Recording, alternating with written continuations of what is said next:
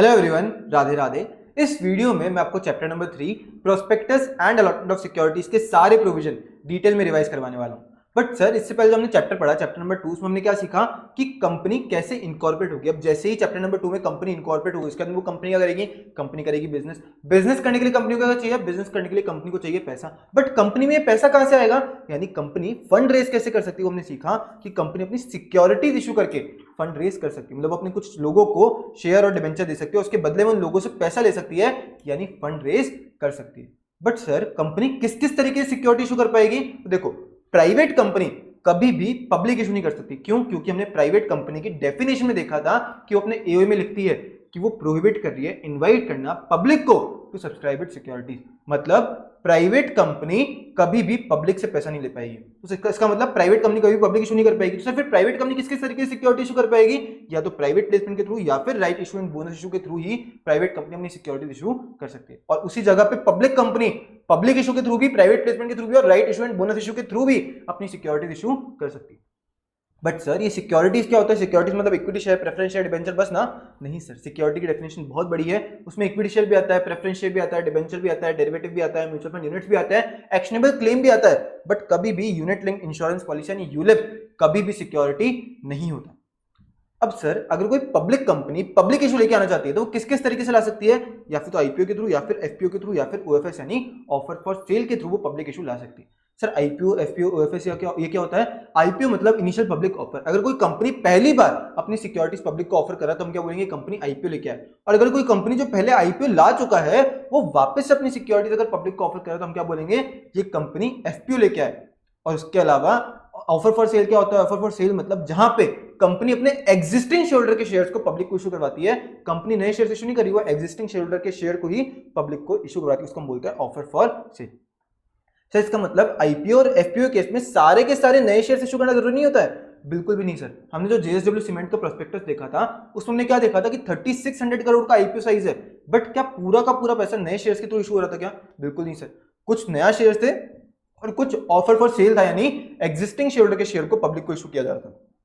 तो इस केस में सारा का सारा पैसा आपको नए शेयर्स के थ्रू लाना जरूरी नहीं होता है। आप पूरा का पूरा चाहो तो ऑफर फॉर सेल के थ्रू भी कर सकते हो, पूरा का पूरा चाहो तो आप नए शेयर्स के थ्रू भी कर सकते हो, और चाहो तो आप मिक्स में भी कर सकते हो। वो आपके ऊपर है, पूरा का पूरा नया शेयर्स के थ्रू इशू करना जरूरी नहीं है। अब सर, कोई पब्लिक कंपनी अगर पब्लिक इशू लेके आ रही है तो क्या उस केस में जनरल पब्लिक का पैसा इन्वॉल्व हो जाएगा? बिल्कुल सर, जनरल पब्लिक का पैसा इन्वॉल्व हो जाएगा। तो यहां पे पब्लिक कंपनी को बोला जाता है कि अगर आप पब्लिक इशू कर रहे हो तो उस केस में आपको मैंडेटली प्रोस्पेक्टस इशू करना पड़ेगा। प्रोस्पेक्टस क्या होता है? प्रोस्पेक्टस मतलब वो डॉक्यूमेंट जिसके थ्रू बॉडी कॉर्पोरेट इनवाइट करता है पब्लिक को कि आके आप हमारी सिक्योरिटीज सब्सक्राइब कर लो।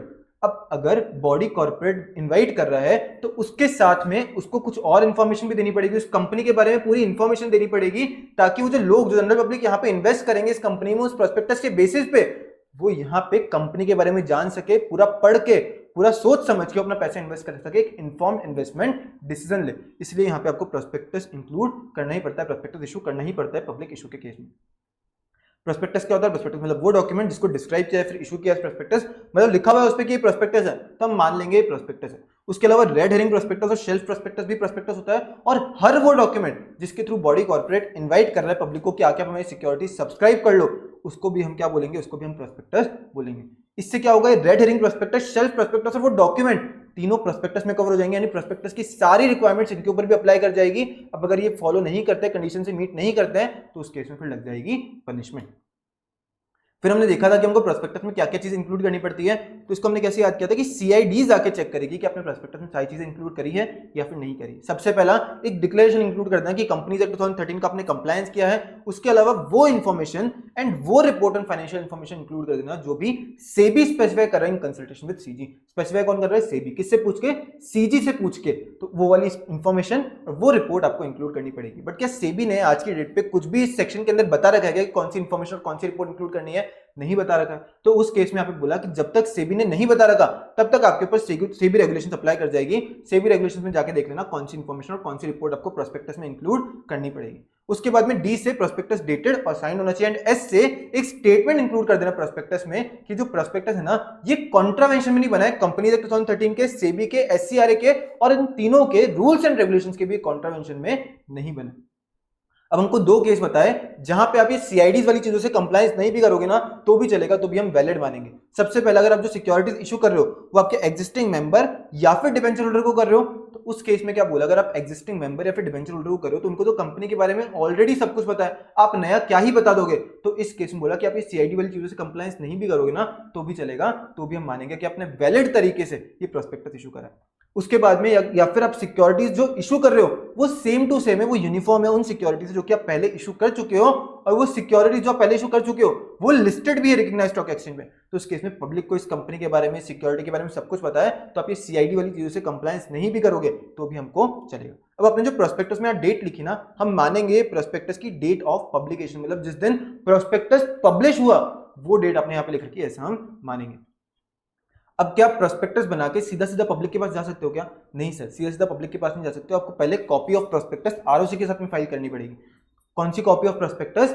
कॉपी ऑफ प्रोस्पेक्टस जिसपे हर उस पर्सन का साइन है जिसको आपने आपके प्रोस्पेक्टस में लिख रखा है कि हमारी कंपनी का डायरेक्टर है, उसका साइन होना चाहिए इस प्रोस्पेक्टस, कॉपी ऑफ प्रोस्पेक्टस पे।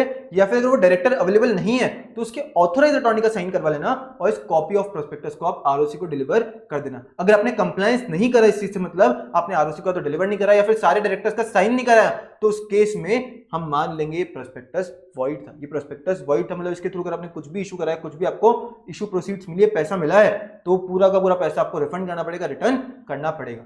अब ये जैसे आपने कॉपी प्रोस्पेक्टस की आरओसी को डिलीवर करी, यहां से चालू होती है प्रोस्पेक्टस की वैलिडिटी, यानी जैसे ही कॉपी आरओसी को डिलीवर हुई उससे 90 डेज तक प्रोस्पेक्टस की वैलिडिटी रहती है, मतलब इन 90 डेज के अंदर अंदर आपको प्रोस्पेक्टस इशू करना पड़ेगा। अगर आपने 90 डेज में नहीं करा तो ये जो प्रोस्पेक्टस है इनवैलिड हो जाएगा। अगर आपको फिर भी इशू करना है तो इस केस में आप वापस आरओसी के साथ में फाइल करो, वापस 90 डेज का आपको वैलिडिटी पीरियड मिलेगा, उस पीरियड के दौरान आपको इशू करना पड़ेगा। फिर हम देखा कि प्रोस्पेक्टस के फेस पे यानी प्रोस्पेक्टस के फ्रंट पे आपको क्या क्या चीजें लिखनी है, दो चीजें लिखनी पड़ती है। सबसे पहला कि कॉपी ऑफ प्रोस्पेक्टस डिलीवर हो गई आरओसी को, और दूसरा जो डॉक्यूमेंट जब आपने प्रोस्पेक्टस की कॉपी डिलीवर करी आरओसी को, उसके साथ में क्या डॉक्यूमेंट्स अटैच करे उसकी बस लिस्ट बता देना। आपको पूरे के पूरे डॉक्यूमेंट अटैच करने की रिक्वायरमेंट नहीं है इस प्रोस्पेक्टस के साथ में, आपको केवल और केवल लिस्ट ऑफ डॉक्यूमेंट बताने हैं जो आपने कॉपी ऑफ प्रोस्पेक्टस आरओसी को डिलीवर करी थी, उनके साथ में कौन से डॉक्यूमेंट्स अटैच करे उसका लिस्ट बता देना। कहां पे? प्रोस्पेक्टस के फेस पे। बट अगर आप चाह रहे हो कि नहीं मेरे को फेस पे लिस्ट ऑफ डॉक्यूमेंट्स नहीं बताने, तो उस केस में आप प्रोस्पेक्टस के उस स्टेटमेंट पे रेफर कर देना, हमको बता देना कौन से पेज पे कौन से पैराग्राफ में जाके हमको वो लिस्ट ऑफ डॉक्यूमेंट्स लिखे हुए मिल जाएंगे। मतलब उस स्टेटमेंट पे प्रोस्पेक्टस में आप रेफर कर देना जहां पे हमको लिस्ट ऑफ डॉक्यूमेंट्स लिखे हुए मिल जाएंगे। बट ये स्टेटमेंट क्या होना चाहिए? प्रोस्पेक्टस के अंदर ही होना चाहिए स्टेटमेंट। और उसके बाद हमने देखा क्या प्रोस्पेक्टस में कोई कंपनी एक्सपर्ट स्टेटमेंट इंक्लूड कर सकती है क्या? बिल्कुल कर सकती है सर। बट कोई कंपनी क्यों करेगी? क्योंकि इससे एक्सपर्ट स्टेटमेंट से कंपनी का जो प्रोस्पेक्टस की क्रेडिबिलिटी बढ़ती है, जो जनरल पब्लिक है उनका कॉन्फिडेंस बढ़ेगा कि यार एक्सपर्ट ने बोला हुआ है कि जो कंपनी है बहुत अच्छी है, इसका शेयर बहुत अच्छा है, इसका वैल्यूएशन बहुत अच्छा है, तो उस केस में जो जनरल पब्लिक है उनका कॉन्फिडेंस बढ़ेगा कि हाँ मेरे को इस कंपनी में अप्लाई करना चाहिए, शेयर्स खरीदने चाहिए। तो यहाँ पे बोला कि कंपनी चाहे तो वो एक्सपर्ट स्टेटमेंट अपने प्रोस्पेक्टस में इंक्लूड कर सकती है। बट हमको 3 केस बताए जहां पे एक्सपर्ट स्टेटमेंट इंक्लूड नहीं करना, नहीं कर सकते। कौन से 3 केसेस? सबसे पहला, अगर वो जो एक्सपर्ट है ना वो अगर एंगेज्ड है या फिर इंटरेस्टेड है कंपनी के प्रमोशन, फॉर्मेशन या फिर मैनेजमेंट में, मतलब वो कंपनी को बनाने या चलाने में एंगेज्ड या फिर इंटरेस्टेड है, तो उस केस में तो या तो फिर वो बायस स्टेटमेंट देगा ना। तो इस केस में बोला कि आपको उस एक्सपर्ट का जो कि एंगेज्ड या फिर इंटरेस्टेड है कंपनी के प्रमोशन, फॉर्मेशन या मैनेजमेंट में, उसका स्टेटमेंट मत इंक्लूड करना, क्योंकि वो बायस स्टेटमेंट ही देने वाला है, वो कंपनी के तारीफ ही करने वाला है ताकि लोग ज्यादा से ज्यादा पैसा इसमें इन्वेस्ट करें। दूसरा, अगर उस एक्सपर्ट ने अपना रिटन कंसेंट नहीं दिया कि हाँ आप मेरा एक्सपर्ट स्टेटमेंट आपके प्रोस्पेक्टस में इंक्लूड कर सकते हो, अगर उसने रिटन कंसेंट नहीं दिया तो भी आप एक्सपर्ट कंसेंट इंक्लूड नहीं कर पाओगे। या फिर उसने कंसेंट दिया था बट जब आपने कॉपी आरओसी को डिलीवर करी ना उससे पहले उसने वो कंसेंट विड्रॉ कर लिया, तो उस केस में भी आप यहाँ पे प्रोस्पेक्टस में एक्सपर्ट स्टेटमेंट इंक्लूड नहीं कर पाओगे। बट अगर वो 3 कंडीशन में आप फॉल नहीं कर रहे हो, इन 3 कंडीशन में अगर आप फॉल नहीं कर रहे हो तो उस केस में आप एक्सपर्ट स्टेटमेंट इंक्लूड कर पाओगे, बिल्कुल आप उस केस में एक्सपर्ट स्टेटमेंट इंक्लूड कर पाओगे। बट उस एक्सपर्ट स्टेटमेंट के साथ में आपको एक और स्टेटमेंट लिखना पड़ेगा कि जो हमने ऊपर 3 कंडीशन पढ़ी ना ये एग्जिस्ट नहीं करती है, statement of non existence of above mentioned condition, ये आपको एक्सपर्ट स्टेटमेंट के साथ में लिखना पड़ेगा। अब अगर प्रोस्पेक्टस के इशू में कुछ भी कॉन्ट्रावेंशन हो जाती है तो उस केस में कंपनी और हर वो पर्सन जो कि नोइंगली इस इशू का पार्टी है, कंपनी और हर वो पर्सन जो नोइंगली इस इशू का पार्टी है उसके ऊपर फाइन लगाया जाएगा ₹50,000 से लेकर ₹3 लाख तक का। और उसके अलावा कंपनी को पूरा का पूरा पैसा रिफंड करना पड़ेगा जो भी उसको मिला, और जो भी अलॉटमेंट हुआ हम मान लेंगे वो वॉइड था, वो सही था ही नहीं, वो कभी भी वैलिड था ही नहीं, और उसके थ्रू जो भी पैसा मिला वो पूरा का पूरा आपको रिफंड करना पड़ेगा। फिर हमने देखा डीम्ड प्रोस्पेक्टस।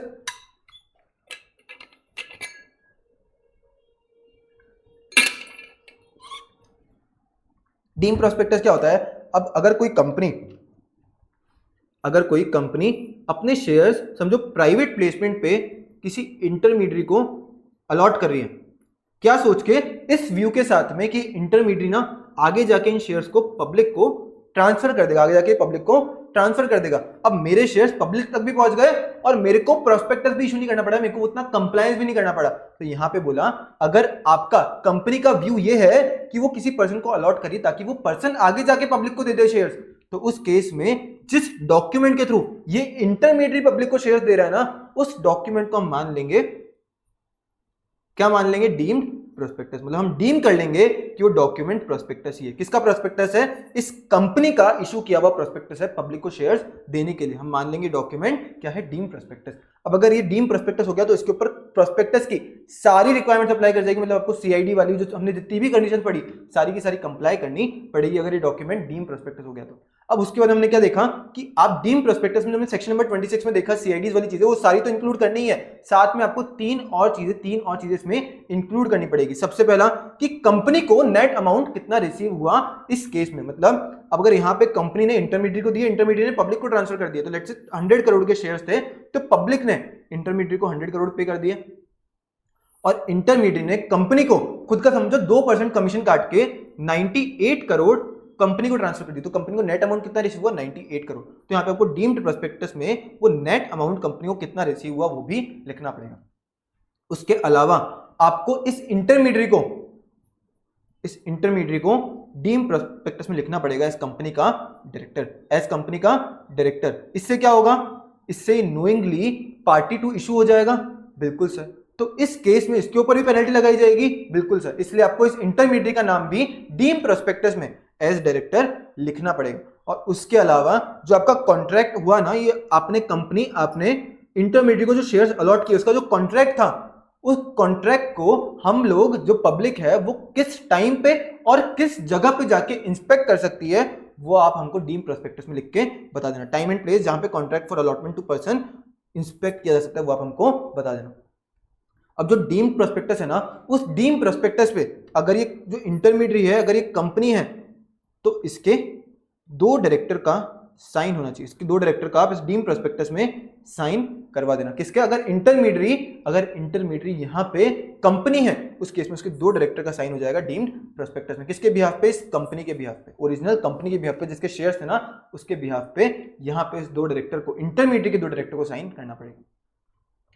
अब उसके बाद में हमको 2 केसेस बताए हुए हैं। ये जो 2 केसेस हैं, अगर इसमें कोई भी केस फॉल करता है, इन 2 केसेस में अगर कोई भी केस आ रहा है तो हम मान लेंगे, हम प्रिज्यूम कर लेंगे कि कंपनी का इंटेंशन यही था कि वो पब्लिक को शेयर देना चाहती थी। किससे बचते हुए? प्रोस्पेक्टस से बचते हुए। प्रोस्पेक्टस बिना इशू करे पब्लिक को शेयर देना चाह रही थी। जैसे कि फॉर एग्जाम्पल XYZ लिमिटेड ने प्राइवेट प्लेसमेंट करके एक इंटरमीडिएट को शेयर्स अलॉट कर दिए और इस इंटरमीडिएट को बोला कि इंटरमीडिएट मेरे को पैसा दे दे। तो XYZ लिमिटेड को इंटरमीडिएट क्या बोलेगा कि अभी रुक जा, मैं एक काम करता हूं, कुछ दिनों में ही पब्लिक को ये शेयर्स ट्रांसफर कर देता हूं, फिर पब्लिक से मेरे को पैसा आएगा और वो पैसा मैं तेरे को ट्रांसफर कर दूंगी। यहां पे क्या बोला कि अगर इंटरमीडिएट को जैसे ही शेयर्स अलॉट हुए उसके 6 मंथ्स के अंदर अगर इंटरमीडिएट पब्लिक को शेयर्स ट्रांसफर कर देता है तो हम मान लेंगे कि जो कंपनी थी इसका इंटेंशन यही था कि वो पब्लिक को शेयर्स इशू करना चाहती थी बिना प्रोस्पेक्टस इशू करे हुए। जो डॉक्यूमेंट है इसको हम क्या मान लेंगे? इसको हम मान लेंगे डीम्ड प्रोस्पेक्टस। दूसरा केस, अगर ये जो कंपनी है इसने प्राइवेट प्लेसमेंट के थ्रू इंटरमीडिएट को शेयर्स अलॉट कर दिए, इस बार XYZ लिमिटेड ने बोला इंटरमीडिएट पैसे, तो इस केस में इंटरमीडिएट ने बोला कि अगर मैंने पब्लिक को दे दी अभी के अभी 6 महीने के अंदर तो उस केस में हम डीम्ड प्रोस्पेक्टस माना जाएगा वो डॉक्यूमेंट। तो एक काम करता हूं, मैं तेरे को अभी केवल और केवल एप्लीकेशन मनी दे देता हूं। मतलब 100 करोड़ का इशू था ना, मैं तेरे को 24 करोड़ दे देता हूं, बाकी के 74 करोड़ मैं अभी नहीं दे रहा हूं तेरे को, यानी पार्टली पेड अप शेयर्स रखता हूं इसको। और उसके बाद में मैं 6 महीने बाद में इन शेयर्स को पब्लिक को दे दूंगा। अब पब्लिक के पास ये पार्टली पेड अप शेयर्स आ जाएंगे, फिर पब्लिक तेरे को पैसा देती रहेगी। मैं अभी तेरे को 24 करोड़ दे रहा हूं, पूरा का पूरा पैसा नहीं दिया है यहाँ इंटरमीडिएट। तो यहां पे बोला अगर जिस दिन इंटरमीडियरी पब्लिक को ऑफर कर रहा है शेयर्स, उस दिन अगर इंटरमीडियरी ने उस कंपनी को पूरा का पूरा पैसा पे नहीं करा है, तो उस केस में मान लेंगे कि जो इश्यू था ये डीम प्रोस्पेक्टस वाला केस है और ये डॉक्यूमेंट को हम डीम प्रोस्पेक्टस मान लेंगे। भले ही आपने 6 महीने बाद भी ऑफर करा ना, तो भी हम प्रिज्यूम कर लेंगे, हम मान लेंगे कि यहां पे कंपनी का इंटेंशन था कि उसको पब्लिक को शेयर्स इशू करने दे प्रोस्पेक्टस से बचते हुए, बिना प्रोस्पेक्टस इशू करे। अब अगर कंपनी बोल रही है कि नहीं नहीं हमारा इंटेंशन नहीं था, उस केस में क्या बोलेंगे? उस केस में कंपनी को बोलेंगे कंपनी आप प्रूव करो कि आपका इंटेंशन ये नहीं था। हम तो बाय डिफॉल्ट प्रिज्यूम कर रहे हैं, तो मान रहे हैं कि आपका इंटेंशन यही था। बट अभी समझो XYZ लिमिटेड को ना इस प्रोविजंस के बारे में सब कुछ पता था कि ऐसे डीम प्रोस्पेक्टस हो जाता है। तो XYZ लिमिटेड ने इस बार क्या करा, XYZ लिमिटेड ने प्राइवेट प्लेसमेंट करके इंटरमीडिएट को शेयर्स अलॉट करे और इस इंटरमीडिएट ने पूरा का पूरा पैसा XYZ लिमिटेड को दे दिया, पूरा का पूरा पैसा XYZ लिमिटेड को दे दिया।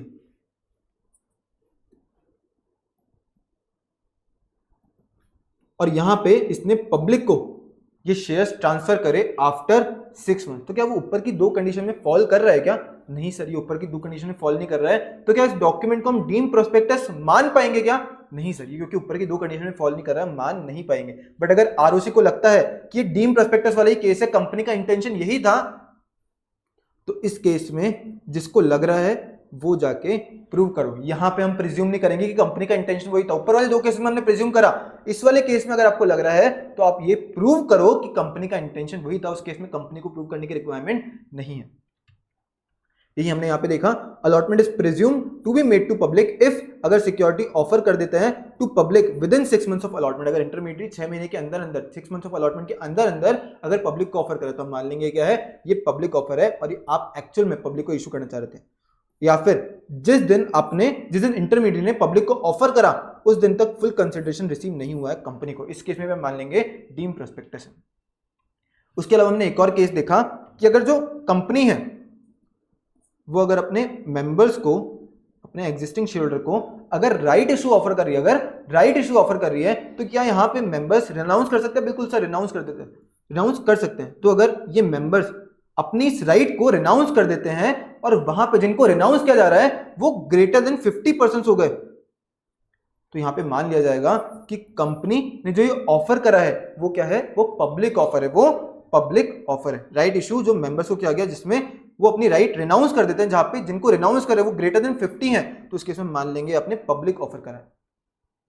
अब उसके बाद में अगर कंपनी का कोई ऑफिसर किसी पर्सन को, किसी स्पेसिफिक पर्सन को एक डॉक्यूमेंट दे रहा है, उस पर लिखा हुआ है कि document strictly private and confidential, मतलब ये किसी को देना मत आगे, डॉक्यूमेंट तेरे लिए ही है, और उस डॉक्यूमेंट के बेसिस पर अगर वो पर्सन कंपनी के शेयर्स परचेज कर लेता है, कंपनी में इन्वेस्ट कर देता है, तो क्या वो बाद में बोल सकता है क्या कि जो डॉक्यूमेंट मेरे को इशू किया था ये प्रोस्पेक्टस होना चाहिए था, इसमें प्रोस्पेक्टस की सारी चीजें इंक्लूडेड नहीं है, तो मेरे को आप कंपनसेशन दिलाओ? नहीं सर, यहाँ पे बोला वो strictly private and confidential document था ना, वो केवल आपके लिए ही था, तो उसको पब्लिक ऑफर नहीं बोल सकते, और डॉक्यूमेंट को हम डीम प्रोस्पेक्टस भी नहीं बोलेंगे। तो अगर उसमें प्रोस्पेक्टस वाली चीजें इंक्लूड नहीं भी है ना, तो भी हमको फर्क नहीं पड़ेगा कि वो प्रोस्पेक्टस ही नहीं है। तो अगर प्रोस्पेक्टस की चीजें नहीं इंक्लूड भी नहीं है तो भी आपको कुछ भी यहाँ पे नहीं मिलने वाला है। अगर आपने कोई भी सूट फाइल करा है किस चीज के लिए, कंपनसेशन के लिए, कि मेरे को जो लॉस हुआ वो वापस दो, वो डिसमिस कर दिया जाएगा, वो आपको नहीं मिलने वाला है।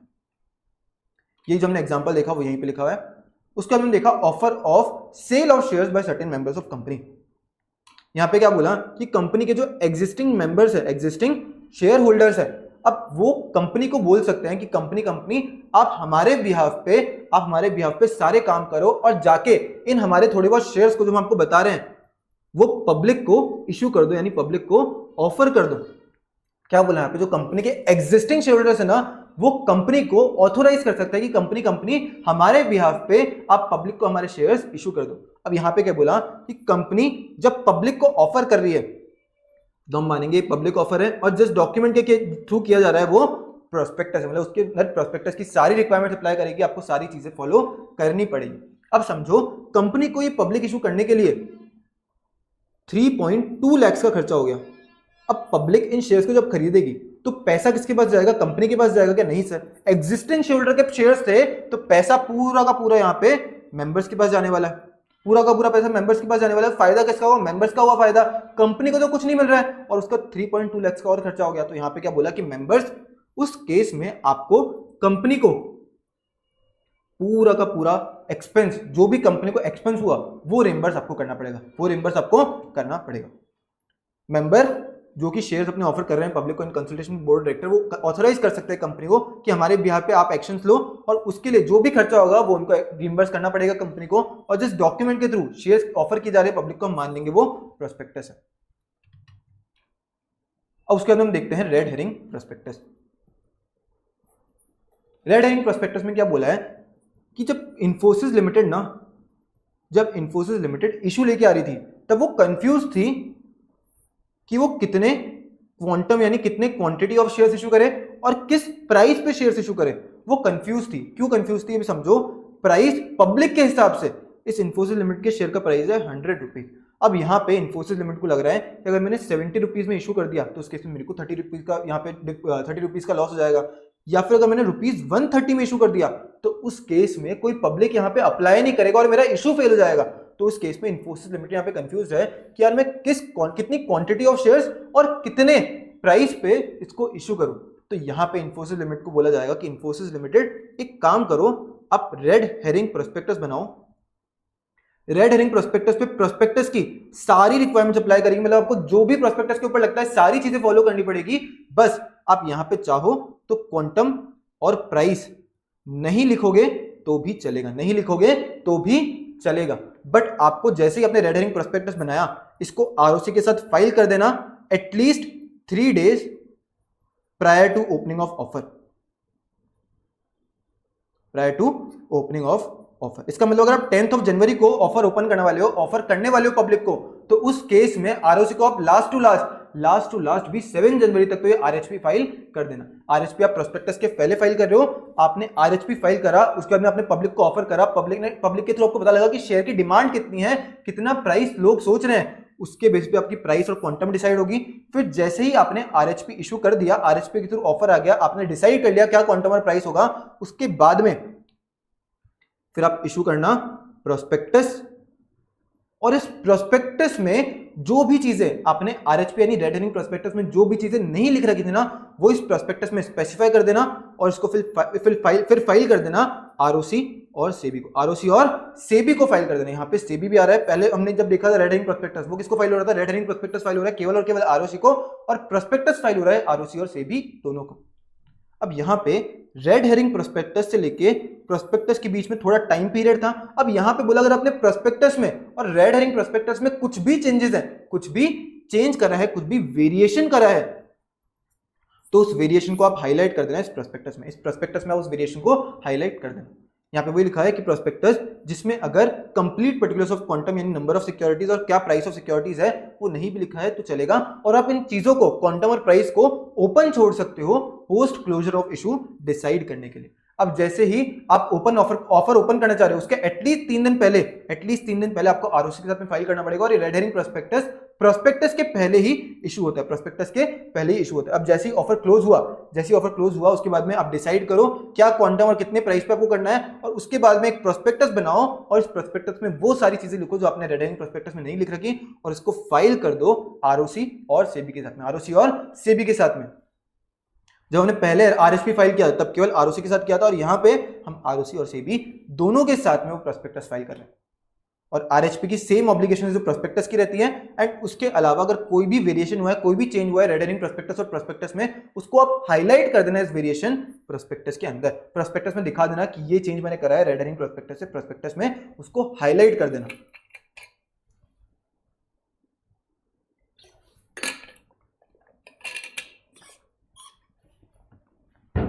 फिर हमने देखा शेल्फ प्रोस्पेक्टस। अभी समझो जैसे कोई कंपनी है national highway authority of India NHAI. अब ये कंपनी क्या करती है, ये कंपनी हाईवेज बनाती है और उनको मेंटेन करती है। तो इस कंपनी को ना हर थोड़े टाइम में पैसे की रिक्वायरमेंट होती है, तो ये कंपनी क्या बोल रही है, अब जब भी मेरे को पैसे की रिक्वायरमेंट होगी मैं पब्लिक इशू करूंगी, मतलब हर 3 महीने मेरे को पैसे की रिक्वायरमेंट होती है, अब मैं हर 3 महीने में पब्लिक इशू करूंगी। बट ये बोली कि अगर मेरे को हर 3 महीने में पब्लिक इशू करना है तो क्या मेरे को प्रोस्पेक्टस इशू करना पड़ेगा हर पब्लिक इशू के लिए? बिल्कुल सर, आप कितने भी पब्लिक इशू करो आपको प्रोस्पेक्टस इशू तो करना ही पड़ता है। ये कंपनी लॉ को ये प्रॉब्लम समझा कि जो कंपनी जो रेगुलरली पब्लिक इशू लेके आ रही है उनको बार बार प्रोस्पेक्टस इशू करना पड़ता है, और प्रोस्पेक्टस इशू करना बहुत बड़ा प्रोसेस है। 770 पेजेस का प्रोस्पेक्टस था जेएसडब्ल्यू का, तो प्रोस्पेक्टस इशू करना बहुत बड़ा प्रोसेस है। तो यहाँ पे बोला कि इनके रिलैक्सेशन के लिए एक काम करते हैं कि एनएचएआई जब आप पहली बार आप जब इशू लाओगे ना, जब शेल्फ प्रोस्पेक्टस बना लेना और इस शेल्फ प्रोस्पेक्टस को आरओसी के साथ में फाइल कर देना, आरओसी के साथ में फाइल कर देना। मतलब अज्यूम करते हैं कि 1 जनवरी को अगर यहाँ पे एनएचआई सबसे पहला इशू लेके आई तो यहाँ पे उसको शेल्फ प्रोस्पेक्टस आरओसी को इससे पहले फाइल करना पड़ेगा। कब तक? जब आप फर्स्ट ऑफर लेके आ रहे हो उस टाइम तक आपको आरओसी को ये शेल्फ प्रोस्पेक्टस फाइल करना पड़ेगा। अब अज्यूम करते हैं कि फर्स्ट ऑफ अप्रैल को वापस से एनएचआई इशू लेके आई, तो उस केस में क्या यहाँ पे वापस से शेल्फ प्रोस्पेक्टस इशू करना पड़ेगा क्या? नहीं सर, जो आपने 1 जनवरी को शेल्फ प्रोस्पेक्टस इशू करा था वो काफी है। बट क्योंकि 1 जनवरी से लेके 1 अप्रैल के बीच में थोड़े बहुत चेंजेस हो गए, तो इन चेंजेस को बताने के लिए आप एक इंफॉर्मेशन मेमोरेंडम इशू कर देना। इस इंफॉर्मेशन मेमोरेंडम में जो भी चेंजेस, जो भी चार्जेस क्रिएट हुए, जो भी फाइनेंशियल पोजीशन में चेंज हुआ वो यहाँ पे बता देना। और ये भी आप आरओसी के साथ में फाइल कर देना। कब तक फाइल करना है? Within 1 month prior to offer. मतलब 1 अप्रैल को ऑफर लेके आ रहे हो ना, तो उसके लास्ट 1 मंथ के अंदर मतलब 1 अप्रैल से जो उससे पहले लास्ट 1 मंथ रहा है उसमें से किसी भी दिन आप जाके फाइल कर सकते हो इंफॉर्मेशन मेमोरेंडम आरओसी के पास में, क्योंकि ताकि अगर विद इन 1 मंथ वाली डेट रहेगी ना, तो उस केस में जो चेंजेस 1 जनवरी से अभी तक हुए हैं वो ज्यादा से ज्यादा बता पाओगे। और उसी जगह पे समझो, अगर मैं बोल दूं कि मैं 1 मार्च को ही फर्स्ट फरवरी को इंफॉर्मेशन मेमोरेंडम फाइल कर दूंगा 1 अप्रैल वाले इशू के लिए, तो यहां पे भी तो बाद में 2 महीने का चेंज हुआ, तो यहां पे बोला कि within 1 month prior to offer आपको यहां पे इंफॉर्मेशन मेमोरेंडम फाइल करना पड़ेगा आरओसी के साथ में। इसमें आप सब कुछ चीजें बता देना, जो भी यहाँ पे चेंज हुआ, जो भी चार्जेस क्रिएट हुए। और इस शेल्फ प्रोस्पेक्टस को और इंफॉर्मेशन मेमोरेंडम को हम 1 अप्रैल वाले इशू के लिए मान लेंगे कि ये प्रोस्पेक्टस है, ये कंपनी का प्रोस्पेक्टस है। अभी समझो अगर 1 जुलाई को वापस से एनएचआई को इशू लेके आना है, तो वापस से इंफॉर्मेशन मेमोरेंडम इशू करेगा। इसमें यहाँ 1 अप्रैल से लेके 1 जुलाई तक के चेंजेस बताएगा, ये आरओसी को फाइल कर देगा। हम अज्यूम करते हैं इंफॉर्मेशन मेमोरेंडम 2 है, तो उस केस में हम shelf prospectus IM1, information memorandum 1 और इंफॉर्मेशन मेमोरेंडम 2 को साथ में मान लेंगे कि 1 जुलाई वाले इशू के लिए ये प्रोस्पेक्टस है। अब क्या सर कितनी भी बार ऐसे इशू कर सकते हैं क्या? बिल्कुल सर, कितनी भी बार इशू कर सकते हो, बट इसका वैलिडिटी मैक्सिमम 1 ईयर रहेगा। मतलब 1 साल में आप जितने इशू लाना चाहो उतने इशू ला सकते हो शेल्फ प्रोस्पेक्टस के बेसिस पे। बट अगर 1 साल बाद में आप भी इशू करना चाहते हो तो उस केस में आपको नया शेल्फ प्रोस्पेक्टस इशू करना पड़ेगा। आप इस शेल्फ प्रोस्पेक्टस की वैलिडिटी पीरियड केवल और केवल मैक्सिमम 1 ईयर की रहती है। और आपको जब आप शेल्फ प्रोस्पेक्टस आरओसी के साथ फाइल कर रहे हो ना, जब आप आरओसी के साथ में फाइल कर रहे हो उस टाइम ही आपको शेल्फ प्रोस्पेक्टस में इंडिकेट करना पड़ेगा, लिखना पड़ेगा कि शेल्फ प्रोस्पेक्टस की validity less than equals to 1 year. मतलब अगर वो बोले 8 महीने हैं तो वो 8 महीने बोल सकते हैं, वो 9 महीने बोल सकते हैं, वो 2 महीने भी बोल सकते हैं, बट वो कभी भी 1 साल से ज्यादा का वैलिडिटी पीरियड यहाँ पे नहीं लिख सकते। बट ये 1 साल का पीरियड कहां से चालू होता है? तो यहां पे बोला जब से फर्स्ट ऑफर ओपन हो रहा है ना, commencing from opening of first offer. मतलब अगर हम यहां पे अज्यूम करते हैं कि शेल्फ प्रोस्पेक्टस आरओसी को फाइल हो गया था 15 दिसंबर को, और 1 जनवरी को अगर पहला ऑफर ओपन हो रहा है, तो उस केस में हम 1 ईयर यहां 1 जनवरी से काउंट करेंगे। किस दिन आरओसी को फाइल हो उससे फर्क ही नहीं पड़ेगा। 15 दिसंबर आपको देखना ही नहीं है, आपको देखना है 1 ईयर 1 जनवरी, जब पहला ऑफर ओपन हुआ वहां से आपको देखना है। प्रोस्पेक्टस जिसके बेसिस पे आप एक या एक से ज्यादा इशू कर सकते हो over a certain period of time, और उस केस में आपको कोई भी फर्दर प्रोस्पेक्टस इशू करने की रिक्वायरमेंट नहीं, उसको हम क्या बोलते हैं? Shelf prospectus. अब जब फर्स्ट ऑफर लेके आ रहे हो उस टाइम आप शेल्फ प्रोस्पेक्टस फाइल कर देना आरओसी के साथ में, और उसमें इंडिकेट कर देना कि इसका validity period not exceeding 1 year है, मतलब less than equals to 1 year है। और ये 1 ईयर कब से कमेंस हो रहा है? From date of opening of first offer, जब पहला ऑफर ओपन हुआ उस दिन से कमेंस हो रहा है। सेकंड और सब्सिक्वेंट ऑफर के केस में क्या बोला कि इस टाइम पे आपको फर्दर प्रोस्पेक्टस इशू करने की रिक्वायरमेंट नहीं है, जो शेल्फ प्रोस्पेक्टस वही चल जाएगा, बस साथ में एक इंफॉर्मेशन मेमोरेंडम फाइल कर देना आरओसी के साथ में within 1 month prior to offer form PS2 में। अब इसमें आप क्या क्या लिखोगे इंफॉर्मेशन मेमोरेंडम में? सबसे पहला material facts relating to new charges created, क्या नए चार्ज क्रिएट करे, मतलब लोन लेके क्या आपने किस एसेट पे चार्ज क्रिएट करे वो बता देना इस इंफॉर्मेशन मेमोरेंडम में। उसके अलावा लास्ट ऑफर से अभी तक क्या फाइनेंशियल पोजीशन में चेंज आया कंपनी की वो भी बता देना, और कोई और प्रिस्क्राइब चेंजेस हैं वो भी यहाँ पे बता देना। इसको हमने कैसे याद किया था? OFC। Of course information memorandum में आपको ये चीजें इंक्लूड करनी पड़ेगी। OFC कैसे? O से अदर प्रिस्क्राइब चेंजेस, F से फाइनेंशियल पोजीशन एंड C से चार्जेस। ऑफ कोर्स आपको IM में इंफॉर्मेशन मेमोरेंडम में सारी चीजें इंक्लूड करनी पड़ेगी। अब जब भी ऑफर ऑफ सिक्योरिटी हो रहा है तो इन्फॉर्मेशन मेमोरेंडम को शेल्फ प्रोस्पेक्टस के साथ में हम क्या मानते हैं, ये प्रोस्पेक्टस है, क्या है, कंपनी का प्रोस्पेक्टस है।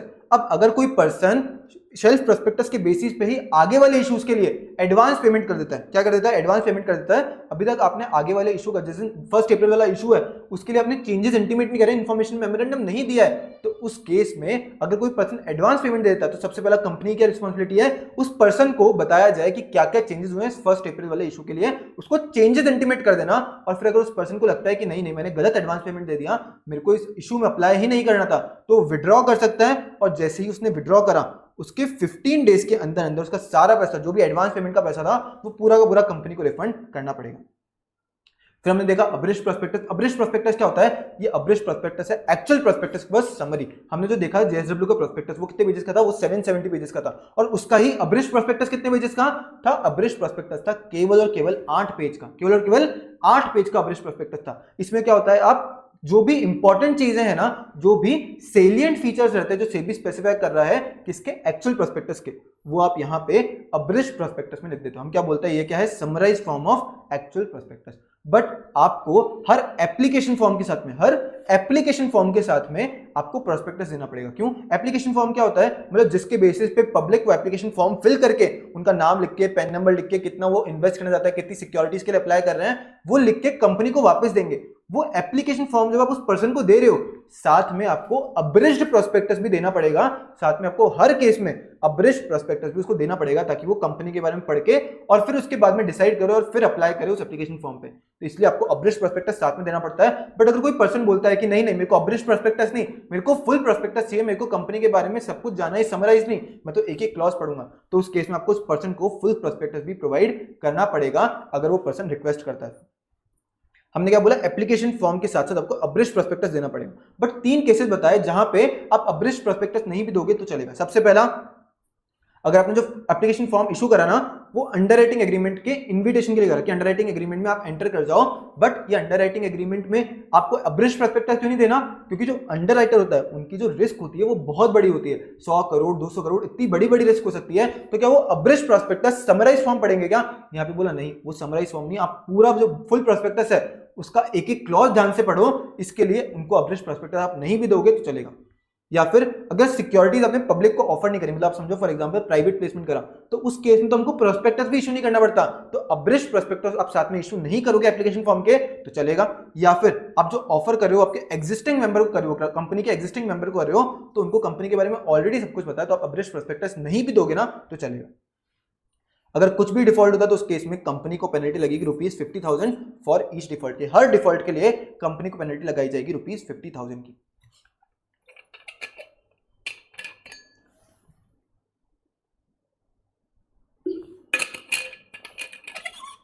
फिर हमने देखा एडवर्टीजमेंट फॉर प्रोस्पेक्टस। यहां पे क्या बोला है कि कंपनी जब भी आप आपके प्रोस्पेक्टस का एडवर्टीजमेंट कर रहे हो तो उस एडवर्टीजमेंट के साथ में आप ये एमओए के कंटेंट बता देना, क्योंकि कोई भी पर्सन उस एडवर्टीजमेंट को पढ़ेगा, साथ में अगर कंपनी के एमओए के आप कंटेंट बता दोगे तो उस पर्सन के लिए इजी रहेगा उस एडवर्टीजमेंट के बेसिस पे डिसाइड करने का कि उसको आगे इस प्रोस्पेक्टस के साथ में बढ़ना है, इस कंपनी के शेयर्स को देखना है, या फिर एडवर्टीजमेंट से वो कैंसिल कर देगा।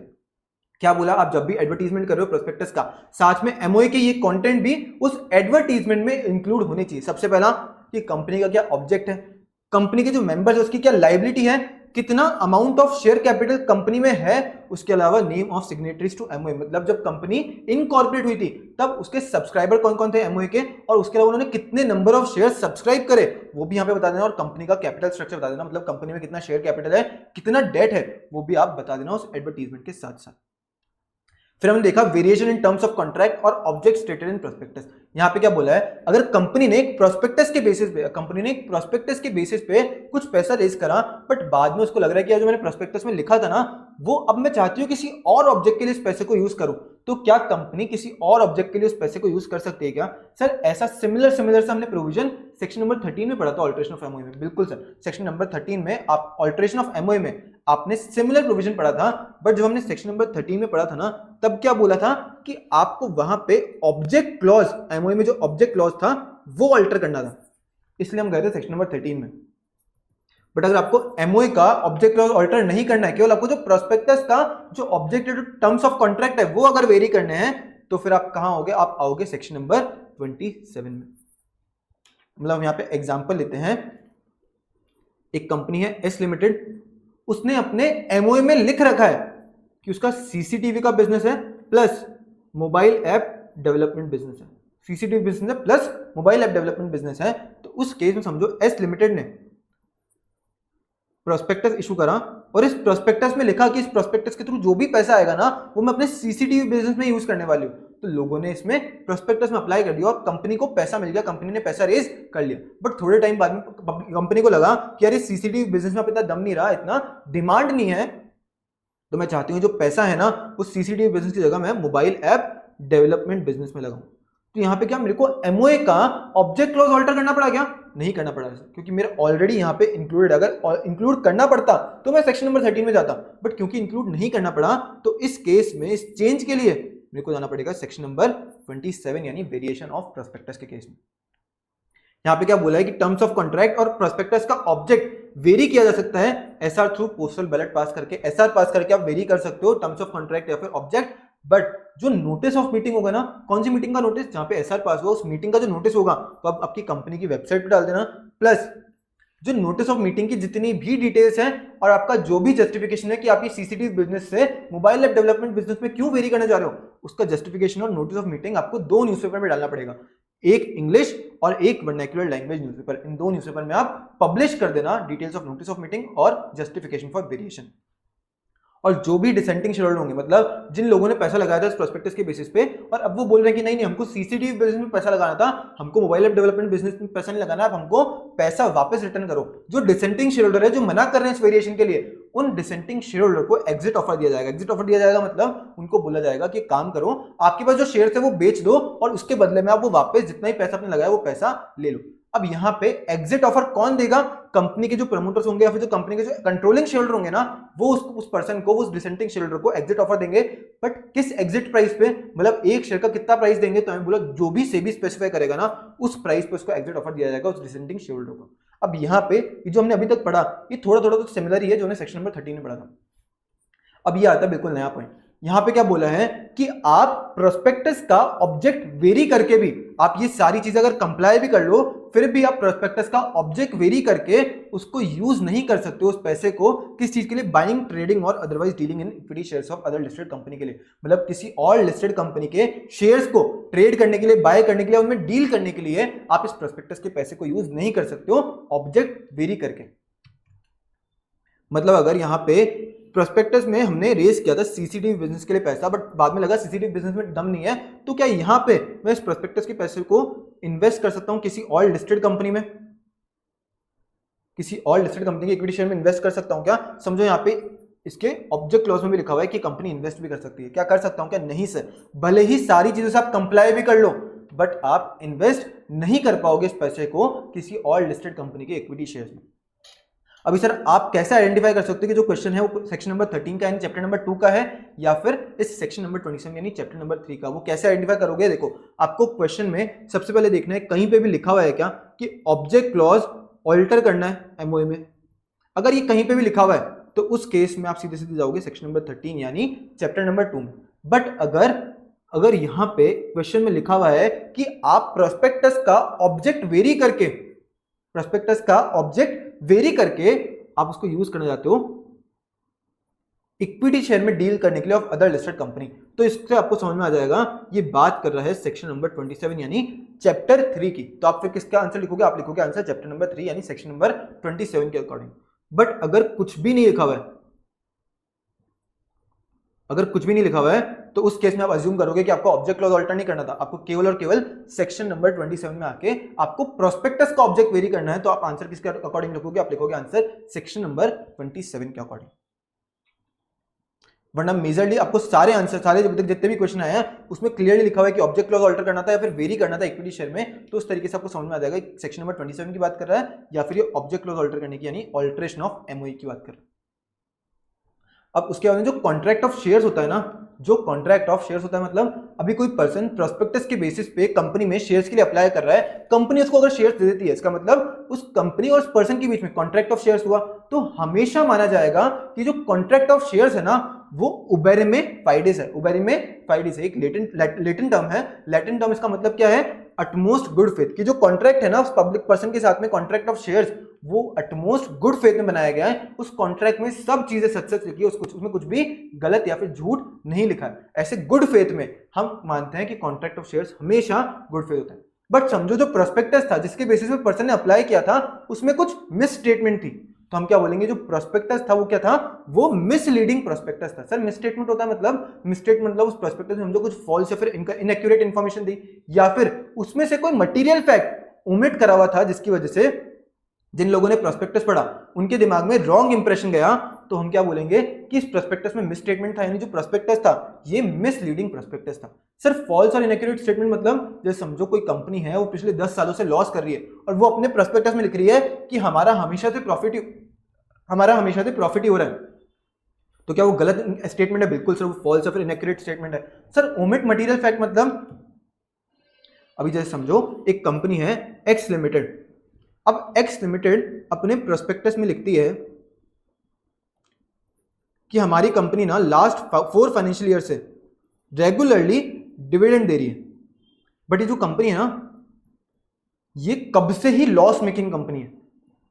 उसने अपने प्रोस्पेक्टस में नहीं लिखा कि वो लॉस मेकिंग कंपनी है, उसने केवल लिख दिया कि हमारी कंपनी लास्ट 4 फाइनेंशियल ईयर से रेगुलरली डिविडेंड पे कर रही है। अगर कोई भी पर्सन केवल ये स्टेटमेंट पढ़ेगा, उसको पता नहीं लॉस मेकिंग कंपनी है, तो वो क्या सोचेगा कि यार कंपनी में प्रॉफिट होगा जब भी डिविडेंड दिया जा रहा है। बट यहाँ पे ये चीज लिखी नहीं गई कि लॉस मेकिंग है, तो उस केस में रॉन्ग इंप्रेशन जा रहा है और इस प्रोस्पेक्टस में यानी मिस स्टेटमेंट है, तो हम क्या बोल देंगे? प्रोस्पेक्टस क्या है? मिसलीडिंग प्रोस्पेक्टस है। या फिर समझो कि एक कंपनी है वाई लिमिटेड, वो अपने प्रोस्पेक्टस में लिखती है कि हमारी कंपनी के पास कैपेसिटी है कि वो 1 lakh CCTV units per day बना सकती है। ये उसने लिखा कि उसे कैपेसिटी है, बट एक्चुअल में वो कंपनी कितना बना रही है? एक्चुअल में वो रोज का केवल 1000 यूनिट्स बना रही है, क्योंकि इतना डिमांड नहीं है मार्केट में। अब इसने ये चीज नहीं लिखा कि वो रोज का 1000 यूनिट बना रही है, भाई उसने क्या लिखा कि कैपेसिटी है कि 1 लाख यूनिट्स पर डे बना सकती है। तो अगर कोई केवल यही स्टेटमेंट पड़ेगा तो उसको क्या लगेगा कि यार कंपनी 1 लाख यूनिट्स बना रही है, अच्छा खासा प्रॉफिट कमा रही होगी, अच्छा खासा ग्रो कर रही है कंपनी, तो इसके शेयर्स में अप्लाई कर देता हूं। यानी इस प्रोस्पेक्टस में मिसलीडिंग है, प्रोस्पेक्टस मिसलीडिंग प्रोस्पेक्टस है, इसमें मिसस्टेटमेंट है। क्यों? क्योंकि इसको पढ़ के इंप्रेशन गलत जा रहा है, तो उस केस में क्या हो जाएगा? ये हो जाएगा मिसलीडिंग प्रोस्पेक्टस।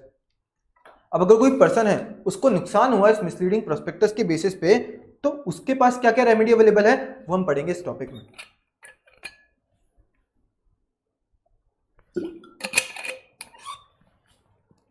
अगर कोई भी अग्रीव्ड शेयर होल्डर है तो उस केस में उसके पास क्या क्या रेमेडी अवेलेबल है? यहां पे बोला अगेंस्ट कंपनी उसके पास रेमेडी अवेलेबल है राइट ऑफ रेसिशन की या फिर राइट ऑफ डैमेजेस की, यानी जो कि इंडियन कॉन्ट्रैक्ट एक्ट में दी हुई है, वो अपने वो कंपनीज एक्ट 2013 में नहीं दी हुई है, वो इंडियन कॉन्ट्रैक्ट एक्ट में है। और against company and person related to company क्या हमारे पास रेमेडी है? सिविल लायबिलिटी की, जो कि कंपनीज एक्ट में दी हुई है। और अगेंस्ट पर्सन जिन्होंने प्रोस्पेक्टस ऑथराइज करा है उनके अगेंस्ट क्या रेमेडी है? क्रिमिनल लायबिलिटी या फिर damages for deceit. Criminal liability companies act का पार्ट और damages for deceit Indian contract act 1872 का पार्ट। अब हम एक एक रेमेडी समझते हैं कि एक एक रेमेडी में बोला हुआ क्या। सबसे पहला राइट ऑफ रेसिशन। अगर कोई पर्सन है वो कंपनी से डायरेक्टली प्रोस्पेक्टस पढ़ के कंपनी से ही उसने शेयर्स परचेज करे हैं, अगर वो जो प्रोस्पेक्टस है वो मिसलीडिंग निकल जाता है, तो उस केस में अगर वो पर्सन चाहे तो उस अग्रीमेंट को जिसके थ्रू उसने शेयर्स परचेज कर रहे हैं उसको वॉइडेबल करा सकता है। वॉइडेबल कराएगा उससे क्या होगा? ऐसा माना जाएगा कि ये एग्रीमेंट, ये जो उसने शेयर्स परचेज करे वो एग्रीमेंट कभी एग्जिस्ट ही नहीं करता था, यानी वो जो उसने पैसा दिया होगा ना उसको पूरा का पूरा रिफंड मिल जाएगा, पूरा का पूरा उसको पैसा रिफंड मिल जाएगा। बट कब? अगर उसने डायरेक्टली कंपनी से परचेज करे हैं मिसलीडिंग प्रोस्पेक्टस के बेसिस पे, मिसलीडिंग प्रोस्पेक्टस के बेसिस पे। अब इसके 2 एक्सेप्शन है, मतलब इन 2 केसेस में आप राइट ऑफ रेसिशन यूज नहीं कर पाओगे। ये 2 एक्सेप्शन वैसे अगर आपने ऊपर वाला पढ़ लिया तो आपको 2 एक्सेप्शन अलग से पढ़ने की रिक्वायरमेंट नहीं है, क्योंकि ऊपर वाले में इनडायरेक्टली कवर हो चुका है। सबसे पहला, अगर कोई subsequent purchaser from share market है, शेयर का है मार्केट से, मतलब कोई स्टॉक मार्केट से कोई सब्सिक्वेंटली शेयर्स को परचेज कर रहा है, उसने डायरेक्टली प्रोस्पेक्टस के बेस पे परचेज नहीं कर रहे हैं, तो क्या उस पर्सन को राइट ऑफ रेसिशन मिल जाएगा क्या? नहीं सर, हमने क्या बोला कि डायरेक्टली अगर कंपनी से लिया on the basis of misleading prospectus, उसी केस में उस पर्सन को राइट ऑफ रेसिशन मिलने वाला है, तो सब्सिक्वेंट परचेजर को राइट ऑफ रेसिशन नहीं मिलेगा। और उसके अलावा जो सब्सक्राइबर टू एमओए है उनको भी यहाँ पे राइट ऑफ रेसिशन नहीं मिलेगा। क्यों? क्योंकि उन लोगों ने शेयर में कब इन्वेस्ट किया, उन लोगों ने पैसा कब लगाया? जब कंपनी वो बना रहे थे, जिस टाइम उन्होंने पैसा लगाया उस टाइम कंपनी एग्जिस्टेंस में ही नहीं थी, तो प्रोस्पेक्टस की वजह से उन्होंने पैसा यहाँ पे दिया नहीं है, तो यहाँ पे बोला कि जो सब्सक्राइबर टू एमओ है ना वो भी राइट ऑफ रेसेशन यहाँ पे यूज नहीं कर पाएंगे, क्योंकि जिस टाइम उन्होंने पैसा डाला उस टाइम तो कंपनी ही एग्जिस्टेंस में नहीं थी। फिर हमने देखा right of action for damages. यहाँ पे क्या बोला कि अगर कोई पर्सन को डैमेजेस हुए हैं, क्यों? क्योंकि उसने मिसलीडिंग प्रोस्पेक्टस के बेसिस पे, मिसलीडिंग प्रोस्पेक्टस के बेसिस पे जिसमें जो मटेरियल फैक्ट है वो मिसरिप्रेजेंटेड था, जहां पे इंटेंट क्या था? फ्रॉड का था। अगर किसी पर्सन को डैमेजेस हुए हैं क्योंकि उसने मिसलीडिंग प्रोस्पेक्टस के बेसिस पे उसने शेयर्स परचेज करे, और जहां पे इस मिसलीडिंग प्रोस्पेक्टस में एक स्टेटमेंट था जो कि मटेरियल फैक्ट था जो कि मिसरिप्रेजेंटेड था, जो जहां पे कंपनी का इंटेंशन क्या था कि मैं फ्रॉड करूंगा लोगों के साथ में, मैं इनको झूठ झूठ बोलता हूं ताकि ज्यादा से ज्यादा इन्वेस्टमेंट आएगा और मैं इनको यूज कर सकूं, उसका कंपनी का इंटेंशन ही अगर फ्रॉड करने का था, तो उस केस में ये जो पर्सन है जिसको डैमेज हुआ, जिसके डैमेजेस हुए, वो रिकवर कर सकता है उसका डैमेज किससे? कंपनी से।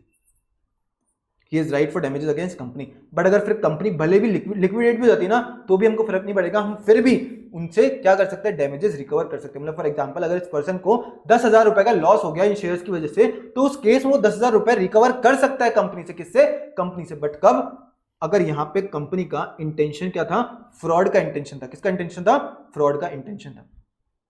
उसके बाद हम देखते हैं सिविल लाइबिलिटी। बट अभी अब जो हमने ऊपर जो दो पढ़े, राइट ऑफ रेसेशन और right of action for damages, वो किसके अगेंस्ट थे? वो थे कंपनी के अगेंस्ट।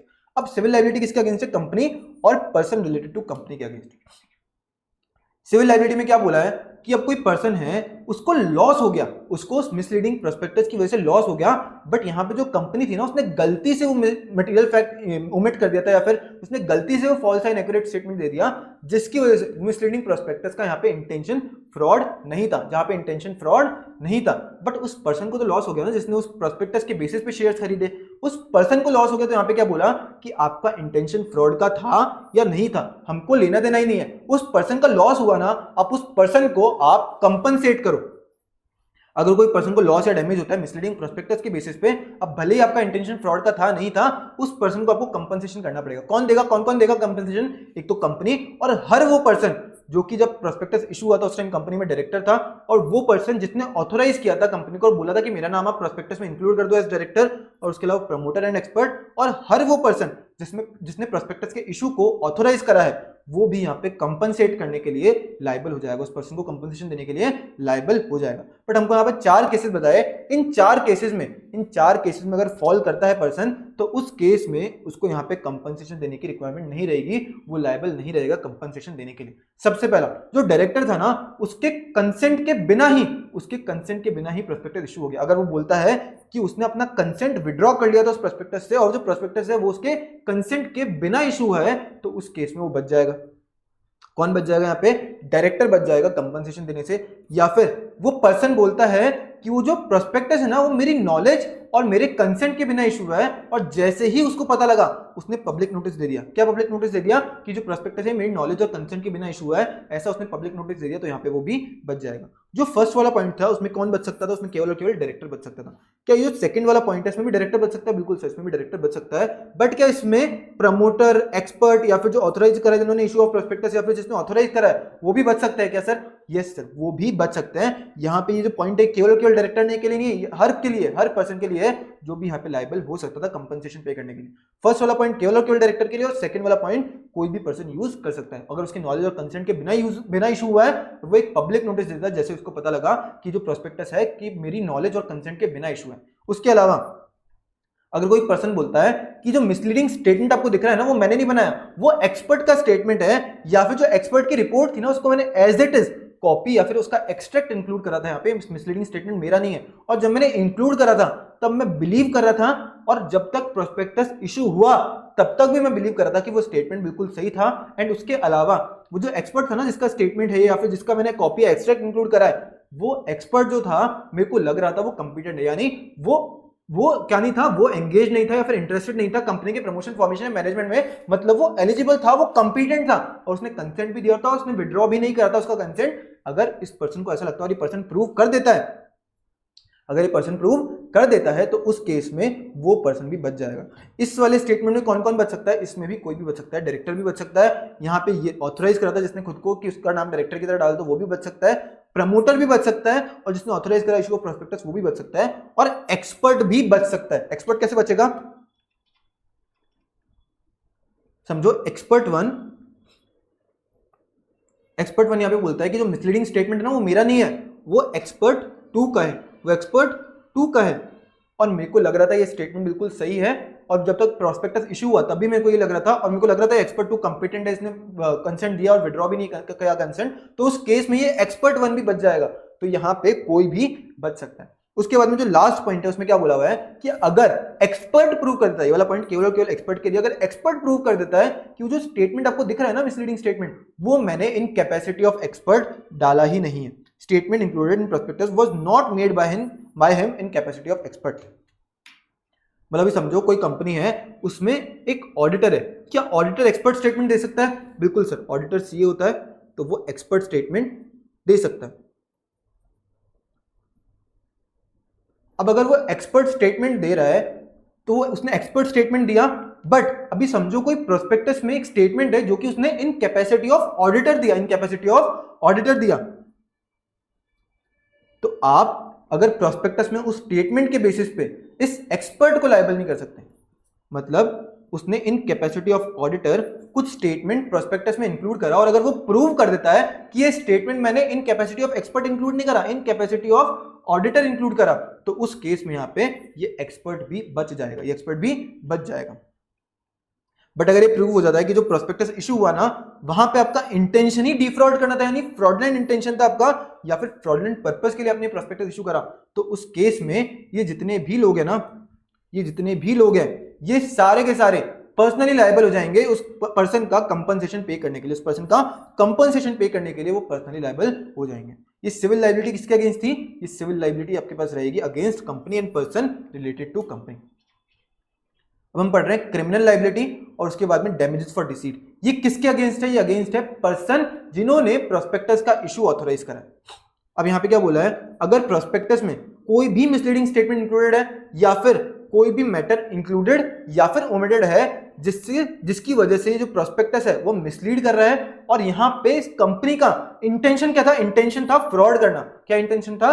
फ्रॉड करना। तो हर वो पर्सन जिसने इस प्रोस्पेक्टस को ऑथोराइज किया है, वो पर्सन पनिश किया जाएगा अंडर सेक्शन 447। अब इस केस में किसी पर्सन का लॉस हो रहा है नहीं हो रहा है, फर्क ही नहीं पड़ेगा। आपका इंटेंशन फ्रॉड करना था ना, तो उस केस में हर उस पर्सन को जिसने ऑथोराइज करा इशू को, उसको 447 के अंदर पनिश कर दिया जाएगा, भले ही लॉस हुआ है यहाँ पे या फिर नहीं हुआ।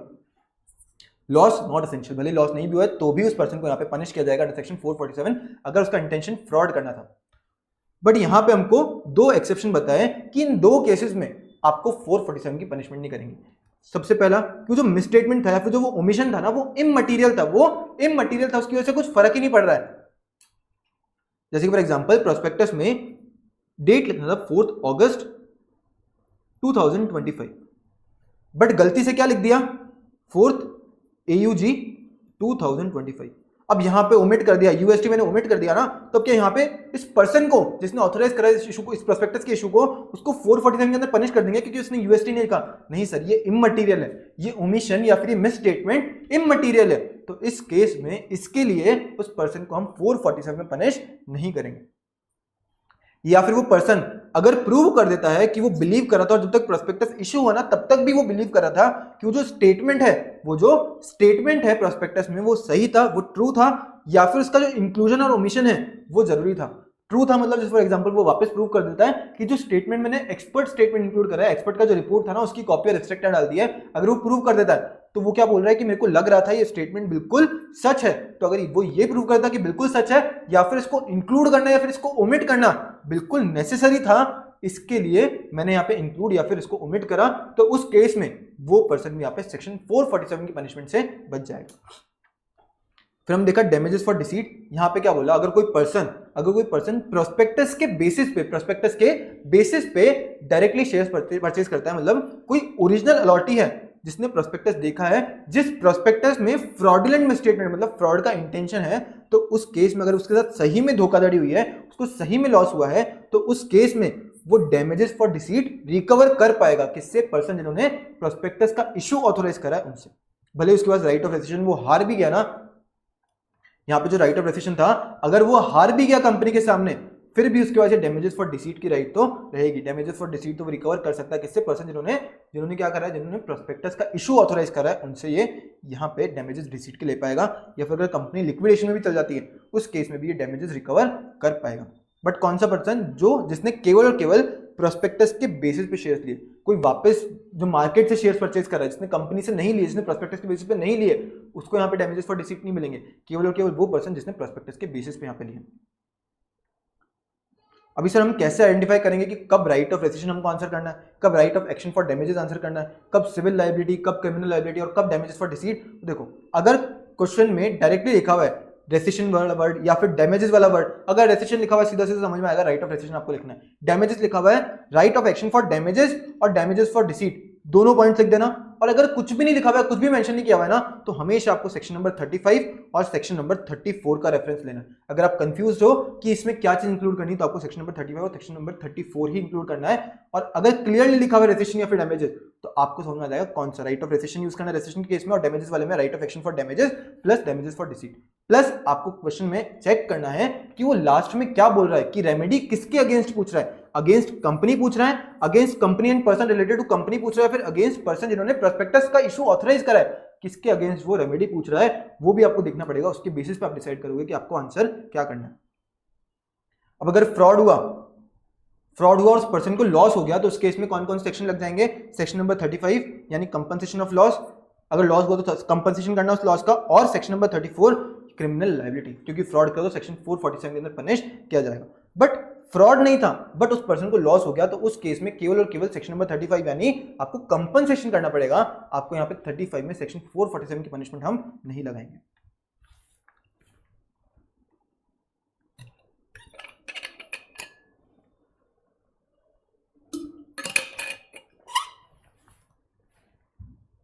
अब अगर कोई पर्सन कोई स्टेटमेंट करता है या फिर कोई ऐसा फोरकास्ट देता है, फोरकास्ट मतलब फ्यूचर की बातें कर रहा है, या फिर कोई स्टेटमेंट दे रहा है जो कि मिसलीडिंग है मतलब गलत है, या फिर वो जानबूझ के में मटेरियल फैक्ट छुपा रहा है। क्यों छुपा रहा है या फिर क्यों मिसलीडिंग स्टेटमेंट दे रहा है? ताकि वो इंड्यूस कर सके यानी इन्फ्लुएंस कर सके किसी पर्सन को कि आप एक काम करो, उस कंपनी के शेयर्स या तो अक्वायर कर लो या डिस्पोज कर लो या फिर सब्सक्राइब कर लो उस कंपनी के शेयर्स को, या फिर अंडरराइट कर लो।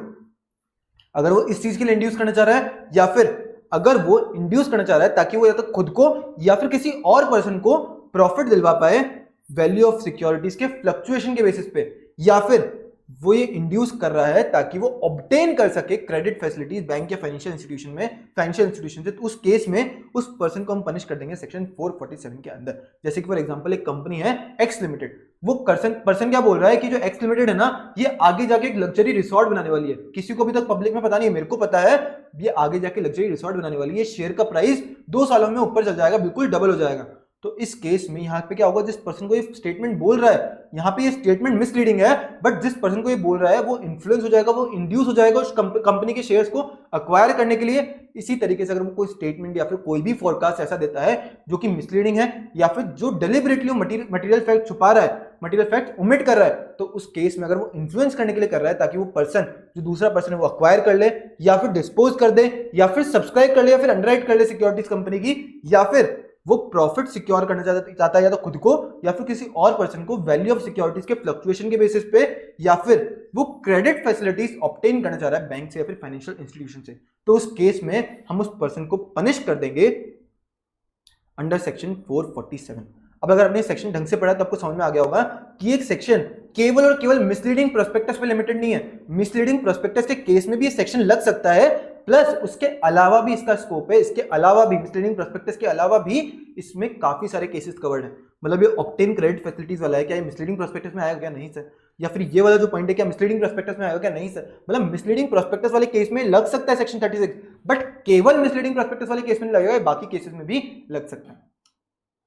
फिर हम देखा है सेक्शन नंबर 37, इसमें क्या बोला है कि अगर कोई पर्सन अफेक्ट हुआ है जो कि मिसलीडिंग प्रोस्पेक्टस के बेसिस पे, अफेक्ट हुआ है, और वो अगर सूट फाइल करना चाह रहा है सेक्शन नंबर 34, 35 या फिर 36 के अंदर। 34 कौन सा क्रिमिनल लायबिलिटी, 35 कौन सा सिविल लायबिलिटी, 36 कौन सा जो हमने ऊपर पढ़ा ना इंड्यूस वाला, ये वाला सेक्शन में अगर कोई पर्सन मिसलीडिंग प्रोस्पेक्टस की वजह से अफेक्ट हुआ है और वो सूट फाइल करना चाह रहा है, तो वो पर्सन या तो खुद से अकेले या फिर ग्रुप ऑफ पर्सन एक साथ आके या फिर एसोसिएशन ऑफ पर्सन एक साथ आके सूट फाइल कर सकते हैं। उसको हर पर्सन को अलग अलग सूट फाइल करने की रिक्वायरमेंट नहीं रहेगी, एक ग्रुप ऑफ पर्सन साथ में आके केवल एक सूट फाइल कर पाएंगे। बट सेक्शन 37 में आप कब आओगे? केवल और केवल अगर आप अफेक्ट हुए हो मिसलीडिंग प्रोस्पेक्टस के बेसिस पे, केवल और केवल अगर आप अफेक्ट हुए मिसलीडिंग प्रोस्पेक्टस के बेसिस पे। अब इसमें हमने क्या देखा था, एक एग्जांपल देखा था कि Z लिमिटेड है, उसने प्रोस्पेक्टस इशू करा फंड्स रेज करने के लिए और वो फॉल्सली बोल रहा है कि मेरे पास ना 500 करोड़ का गवर्नमेंट कॉन्ट्रैक्ट है, बल्कि एक्चुअली में उसके कोई कॉन्ट्रैक्ट नहीं था। मिस्टर अमन ने इस प्रोस्पेक्टस को बढ़ के 500 करोड़ के गवर्नमेंट कॉन्ट्रैक्ट को सुन के उसने अप्लाई कर दिया कंपनी में और उसको 10 लाख रुपए लूज हो गए, मतलब 10 लाख रुपए वो लॉस कर गया। तो इस केस में बाद में उसको जब पता लगा कि कॉन्ट्रैक्ट सही में एग्जिस्ट नहीं था कर रहा था, तो उस केस में उसके पास क्या रेमेडी? सबसे पहला सेक्शन नंबर 34 यानी क्रिमिनल लायबिलिटी में जिस पर्सन ने ऑथराइज किया था इशू, उसको सेक्शन 447 में क्रिमिनल लायबल किया जा सकता है, यानी उसको पनिश किया जा सकता है सेक्शन 447 में। उसके बाद में सेक्शन नंबर 35 में सिविल लायबिलिटी में वो जो भी उसको लॉस हुआ है उसको कंपनसेट करवा सकता है। मिस्टर अमन सू कर सकता है मेंशन्ड पर्सन को 10 लाख रुपए के कंपनसेशन के लिए, क्योंकि उसको लॉस हुआ फॉल्स प्रोस्पेक्टस पे रिलाई करने के बेसिस पे। और अगर सेक्शन 36 में वो प्रूव कर देता है कि जो कंपनी के डायरेक्टर्स थे या फिर जो कंपनी थी ना, वो जानबूझ के में उसने ये स्टेटमेंट लिखे ताकि वो लोगों को इंड्यूस कर सके किस चीज के लिए, कि वो आके कंपनी की सिक्योरिटीज को सब्सक्राइब करें। अगर यहां पे वो प्रूव कर देता है, प्रूव दैट कंपनी और director intentionally made false claim to fraudulently induce investment, तो उस केस में फ्रॉड चार्जेस अप्लाई कर जाएंगे हर उस पर्सन पे जिसने यहां पे इंड्यूस किया है। अगर आप देखोगे ना तो सेक्शन 34 और सेक्शन 36 दोनों यहाँ पे सेक्शन 447 बोलते हैं कि हम पनिश करेंगे सेक्शन 447 में। तो अब यहाँ पे कोई डायरेक्टर है वो सेक्शन 34 में भी पनिश हो रहा है सेक्शन 447 में, और अगर वो सेक्शन 36 में भी पनिश हो रहा है 447 में, तो क्या यहाँ पे 2 बार 447 लगा देंगे उस पर? नहीं सर, यहाँ पे बोला है अगर दोनों सेक्शन 36 एंड 34 यहाँ पे अगर इन्वोक हो जाता है एक पर्सन पे, लेट्स से डायरेक्टर, तो सेक्शन 447 की पनिशमेंट को आप डबल नहीं कर दोगे, आप मल्टीप्लाई नहीं करोगे। बट आप क्या कर सकते हो, सेक्शन 447 में हमने क्या देखा था कि एक लिमिट बताता है कि इस लिमिट के अंदर फाइन लगेगा, इस लिमिट के अंदर हम जेल में डालेंगे, इंप्रिजनमेंट करेंगे। तो यहाँ पे क्या बोला, आप चाहो तो वो हायर लिमिट पे आप उसको पनिश कर सकते हो, बट आप 2 बार सेक्शन 447 की पनिशमेंट नहीं कर सकते हो। फिर हम देखा securities to be dealt in stock exchange.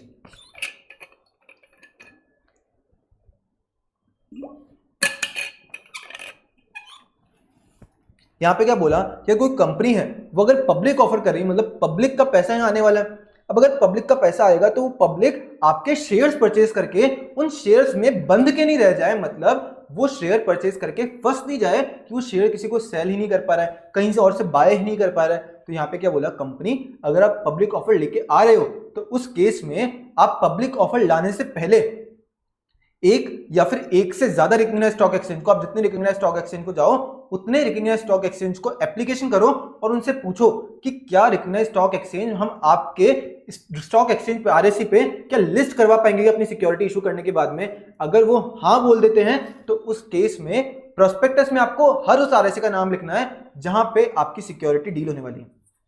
Prospectus में हर उस आरएससी का नाम लिखना है जहां पे भी आपकी सिक्योरिटी डील होने वाली है। तो यहाँ पे क्या बोला कि कंपनी को पब्लिक ऑफर से पहले एप्लीकेशन करना पड़ेगा परमिशन के लिए 1 और मोर आरएससी को, और हर उस आरएससी से परमिशन लेना पड़ेगा जिसमें भी उसने अप्लाई किया है। हर उस आरएससी से उसको परमिशन लेना पड़ेगा, और जिन भी आरएससी में कंपनी की सिक्योरिटीज डील होने वाली है उस आरएससी का नाम आपको प्रोस्पेक्टस में लिखना पड़ेगा। अभी अगर समझो एक कंपनी है बोट लिमिटेड, अब बोट लिमिटेड आरएससी 1 के पास गई, आरएससी 2 के पास एप्लीकेशन करा और आरएससी 3 के पास एप्लीकेशन करा। उसने 3 रिकग्नाइज्ड स्टॉक एक्सचेंज के पास एप्लीकेशन करा। 1 ने हाँ बोल दिया कि आके आप लिस्ट करवा लेना आपकी सिक्योरिटी, 3 ने हाँ बोल दिया बट 2 ने मना कर दिया। तो क्या इस केस में वो आरएससी 1 और आरएससी 3 पे लिस्ट हो पाएगी और आरएससी 2 पे लिस्ट नहीं होगी? ऐसा पॉसिबल होगा क्या? नहीं सर। अगर एक भी आरएससी ने मना कर दिया ना तो फिर वो कंपनी पब्लिक ऑफर लेके ही नहीं आ पाएगी, क्यों? क्योंकि आरएससी ने ये मना क्यों किया होगा, इसने भी पूरा चेक किया होगा, एक एक चीज चेक करी होगी, क्योंकि आरएससी को भी अपनी रेपुटेशन बहुत प्यारी है।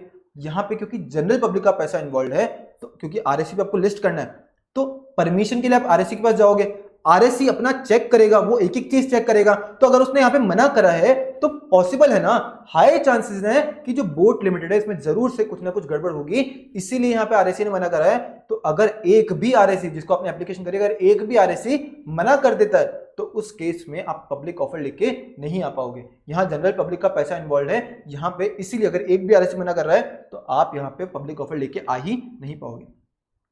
कुछ भी डिफॉल्ट करा तो उस केस में कंपनी को फाइन लगेगा 5 लाख से 50 लाख का, एंड ऑफिस एंड डिफॉल्ट को 50,000 से लेकर 3 लाख तक का फाइन लग सकता है। फिर हम देखा पेमेंट ऑफ कमीशन। यहां पे क्या बोला है कि कंपनी अपनी सिक्योरिटीज के सब्सक्रिप्शन के लिए कमीशन पे कर सकती है, बट कब? अगर कंपनी का एओए ऑथराइज कर सकता है, उसी केस में कंपनी अपनी सिक्योरिटीज के सब्सक्रिप्शन के लिए क्या पे कर पाएगी? कमीशन पे कर पाएगी। बट अगर सिक्योरिटीज पब्लिक को ऑफर ही नहीं हो रही है तो इस केस में आप अंडरराइटिंग कमीशन भी उन सिक्योरिटीज के लिए पे नहीं कर पाओगे। सर पब्लिक को ऑफर नहीं हो रही, जैसे कि फॉर एग्जांपल अगर आप प्राइवेट प्लेसमेंट कर रहे हो, या फिर अगर आपने देखा हो कि आईपीओ में या फिर एफपीओ में कभी कभी शेयर होल्डर कोटा या फिर एम्प्लॉय कोटा होता है, तो ये जो शेयर होल्डर कोटा या एम्प्लॉय कोटा है, क्या आप ये पब्लिक को ऑफर कर रहे हो क्या सिक्योरिटीज? नहीं सर, ये सिक्योरिटीज हम पब्लिक को ऑफर नहीं कर रहे। तो उस केस में इन सिक्योरिटीज के लिए जो आप शेयर होल्डर कोटा रहेगा या फिर जो एम्प्लॉय कोटा रहेगा, उन सिक्योरिटीज के लिए आप अंडरराइटिंग कमीशन नहीं पे कर सकते हो। जो पब्लिक को ऑफर कर रहे हो उनके लिए पे कर दो, बट इनके लिए आप पे नहीं कर पाओगे। अब अंडरराइटिंग कमीशन पे करने का सोर्स क्या रहेगा, मतलब किस जगह से आप पे कर सकते हो? सबसे पहला, आप जो इशू लेके आ रहे हो, जिसके लिए अपने अंडरराइटर को लेके आए हो, उस इशू की जो प्रोसीड जाएंगी, उस प्रोसीड से आप अंडरराइटिंग कमीशन पे कर सकते हो। या फिर आप चाहो तो आपका जो प्रॉफिट है कंपनी में, उन प्रॉफिट के थ्रू भी पे कर सकते हो। आप चाहो तो दोनों के साथ मिक्स में आप दोनों चीजों से पे कर सकते हो अंडरराइटिंग कमीशन। उसके बाद में रेट ऑफ कमीशन कितना रहेगा, मतलब मैक्सिमम आप कितना कमीशन, कितना अंडरराइटिंग कमीशन उस अंडरराइटर को दे पाओगे। सबसे पहला डिपेंड करेगा वो शेयर्स इशू हो रहे हैं या फिर डिबेंचर हो रहे हैं। अगर शेयर्स हो रहे हैं तो यहाँ पे रिस्क थोड़ा सा ज्यादा है कंपैरेटिवली डिबेंचर से, क्योंकि शेयर का प्राइस बहुत फ्लक्चुएट करता है। अंडरराइटर की मेहनत यहाँ पे ज्यादा होगी, रिस्क ज्यादा होगी। तो उस केस में आप अंडरराइटर को कितना कमीशन पे कर पाओगे? तो शेयर्स के केस में 5% of issue price, 5% of issue price, या फिर जो भी रेट एओए ऑथराइज कर रहा है, विचएवर इज लोअर। और डिबेंचर केस में 2.5% ऑफ इशू प्राइस, और जो भी रेट एओए ऑथराइज कर रहा है विचएवर इज लोअर। यहाँ पे इशू प्राइस बोला है, फेस वैल्यू नहीं बोला है, इशू प्राइस बोला है। अब यहाँ पे हमने देखा कितना कमीशन पे कर सकते हैं, बट सर कैसे पे कर सकते हैं हम कमीशन? मतलब कैश में पे करें या काइंड में? कोई प्रोहिबिशन नहीं, आप जैसा चाहो वैसे तरीके से पे कर सकते हो। आप चाहो तो कैश में भी पे कर सकते हो, चाहो तो काइंड में ही पे कर सकते हो, मतलब आप फ्लैट्स वगैरह भी दे सकते हो एज एन अंडरराइटिंग कमीशन। तो ये आपके ऊपर है, आपको कैसे पे करना है। अब जैसे ही आपने अंडरराइटिंग का पूरा काम करा है, अंडरराइटिंग कमीशन करवाया है, अंडरराइटर को अपॉइंट किया है, तो उस केस में आपको प्रोस्पेक्टस में 3 चीजें डिस्क्लोज करनी पड़ेगी। सबसे पहला, नाम क्या है अंडरराइटर का। दूसरा, कितनी नंबर ऑफ सिक्योरिटीज वो अंडरराइटर अंडरराइट कर रहा है, और कितना rate and amount of commission आप उस अंडरराइटर को पे कर रहे हो। ये तीनों चीजें आपको प्रोस्पेक्टस में डिस्क्लोज करनी पड़ेगी। अब आपका जो कॉन्ट्रैक्ट हुआ होगा किसके साथ में? उस अंडरराइटर के साथ में, पेमेंट ऑफ कमीशन के लिए, उस कॉन्ट्रैक्ट की कॉपी आपको आरओसी को डिलीवर करनी पड़ेगी। कब डिलीवर करनी पड़ेगी? जब आप प्रोस्पेक्टस डिलीवर कर रहे थे ना आरओसी को, उस टाइम पे ही आपको इस कॉन्ट्रैक्ट की कॉपी भी आरओसी को डिलीवर करनी पड़ेगी। कुछ भी डिफॉल्ट करते हो तो जो हमने ऊपर अभी सेक्शन 40 में पेनल्टी पड़ी, ये सेम पेनल्टी इस केस में भी लग जाएगी। फिर हम देखा अलॉटमेंट ऑफ सिक्योरिटी। यहां पे क्या बोला? अलॉटमेंट मतलब appropriation out of previously unappropriated capital. Sir ये प्रीवियसली अनअप्रोप्रिएटेड कैपिटल मतलब, सबसे पहले आप मेरे को बताओ कि मैक्सिमम कैपिटल एक कंपनी कितना इशू कर सकती है? Authorise capital. ये क्या हुआ कि कितना कंपनी अप्रोप्रिएट कर सकती है, कितना अप्रोप्रिएट कर सकती है, और कितना कंपनी ने अभी तक आज तक अप्रोप्रिएट करा, मतलब कितना अलॉट कर दिया है। तो इशूड कैपिटल जो है वो है कि कितना अप्रोप्रिएट कर सकती है। तो कितना अप्रोप्रिएट मैक्सिमम कर सकती है और कितना अप्रोप्रिएट आज की डेट पे करा है, मतलब authorise capital minus issued capital. ये क्या हुआ कि कितना आज की डेट पे अनअप्रोप्रिएटेड कैपिटल। तो अगर उस अनअप्रोप्रिएटेड कैपिटल में से आप कुछ भी अप्रोप्रिएट करो तो हम मान लेंगे कि आपने अलॉटमेंट करा है। तो allotment is appropriation out of previously unappropriated capital.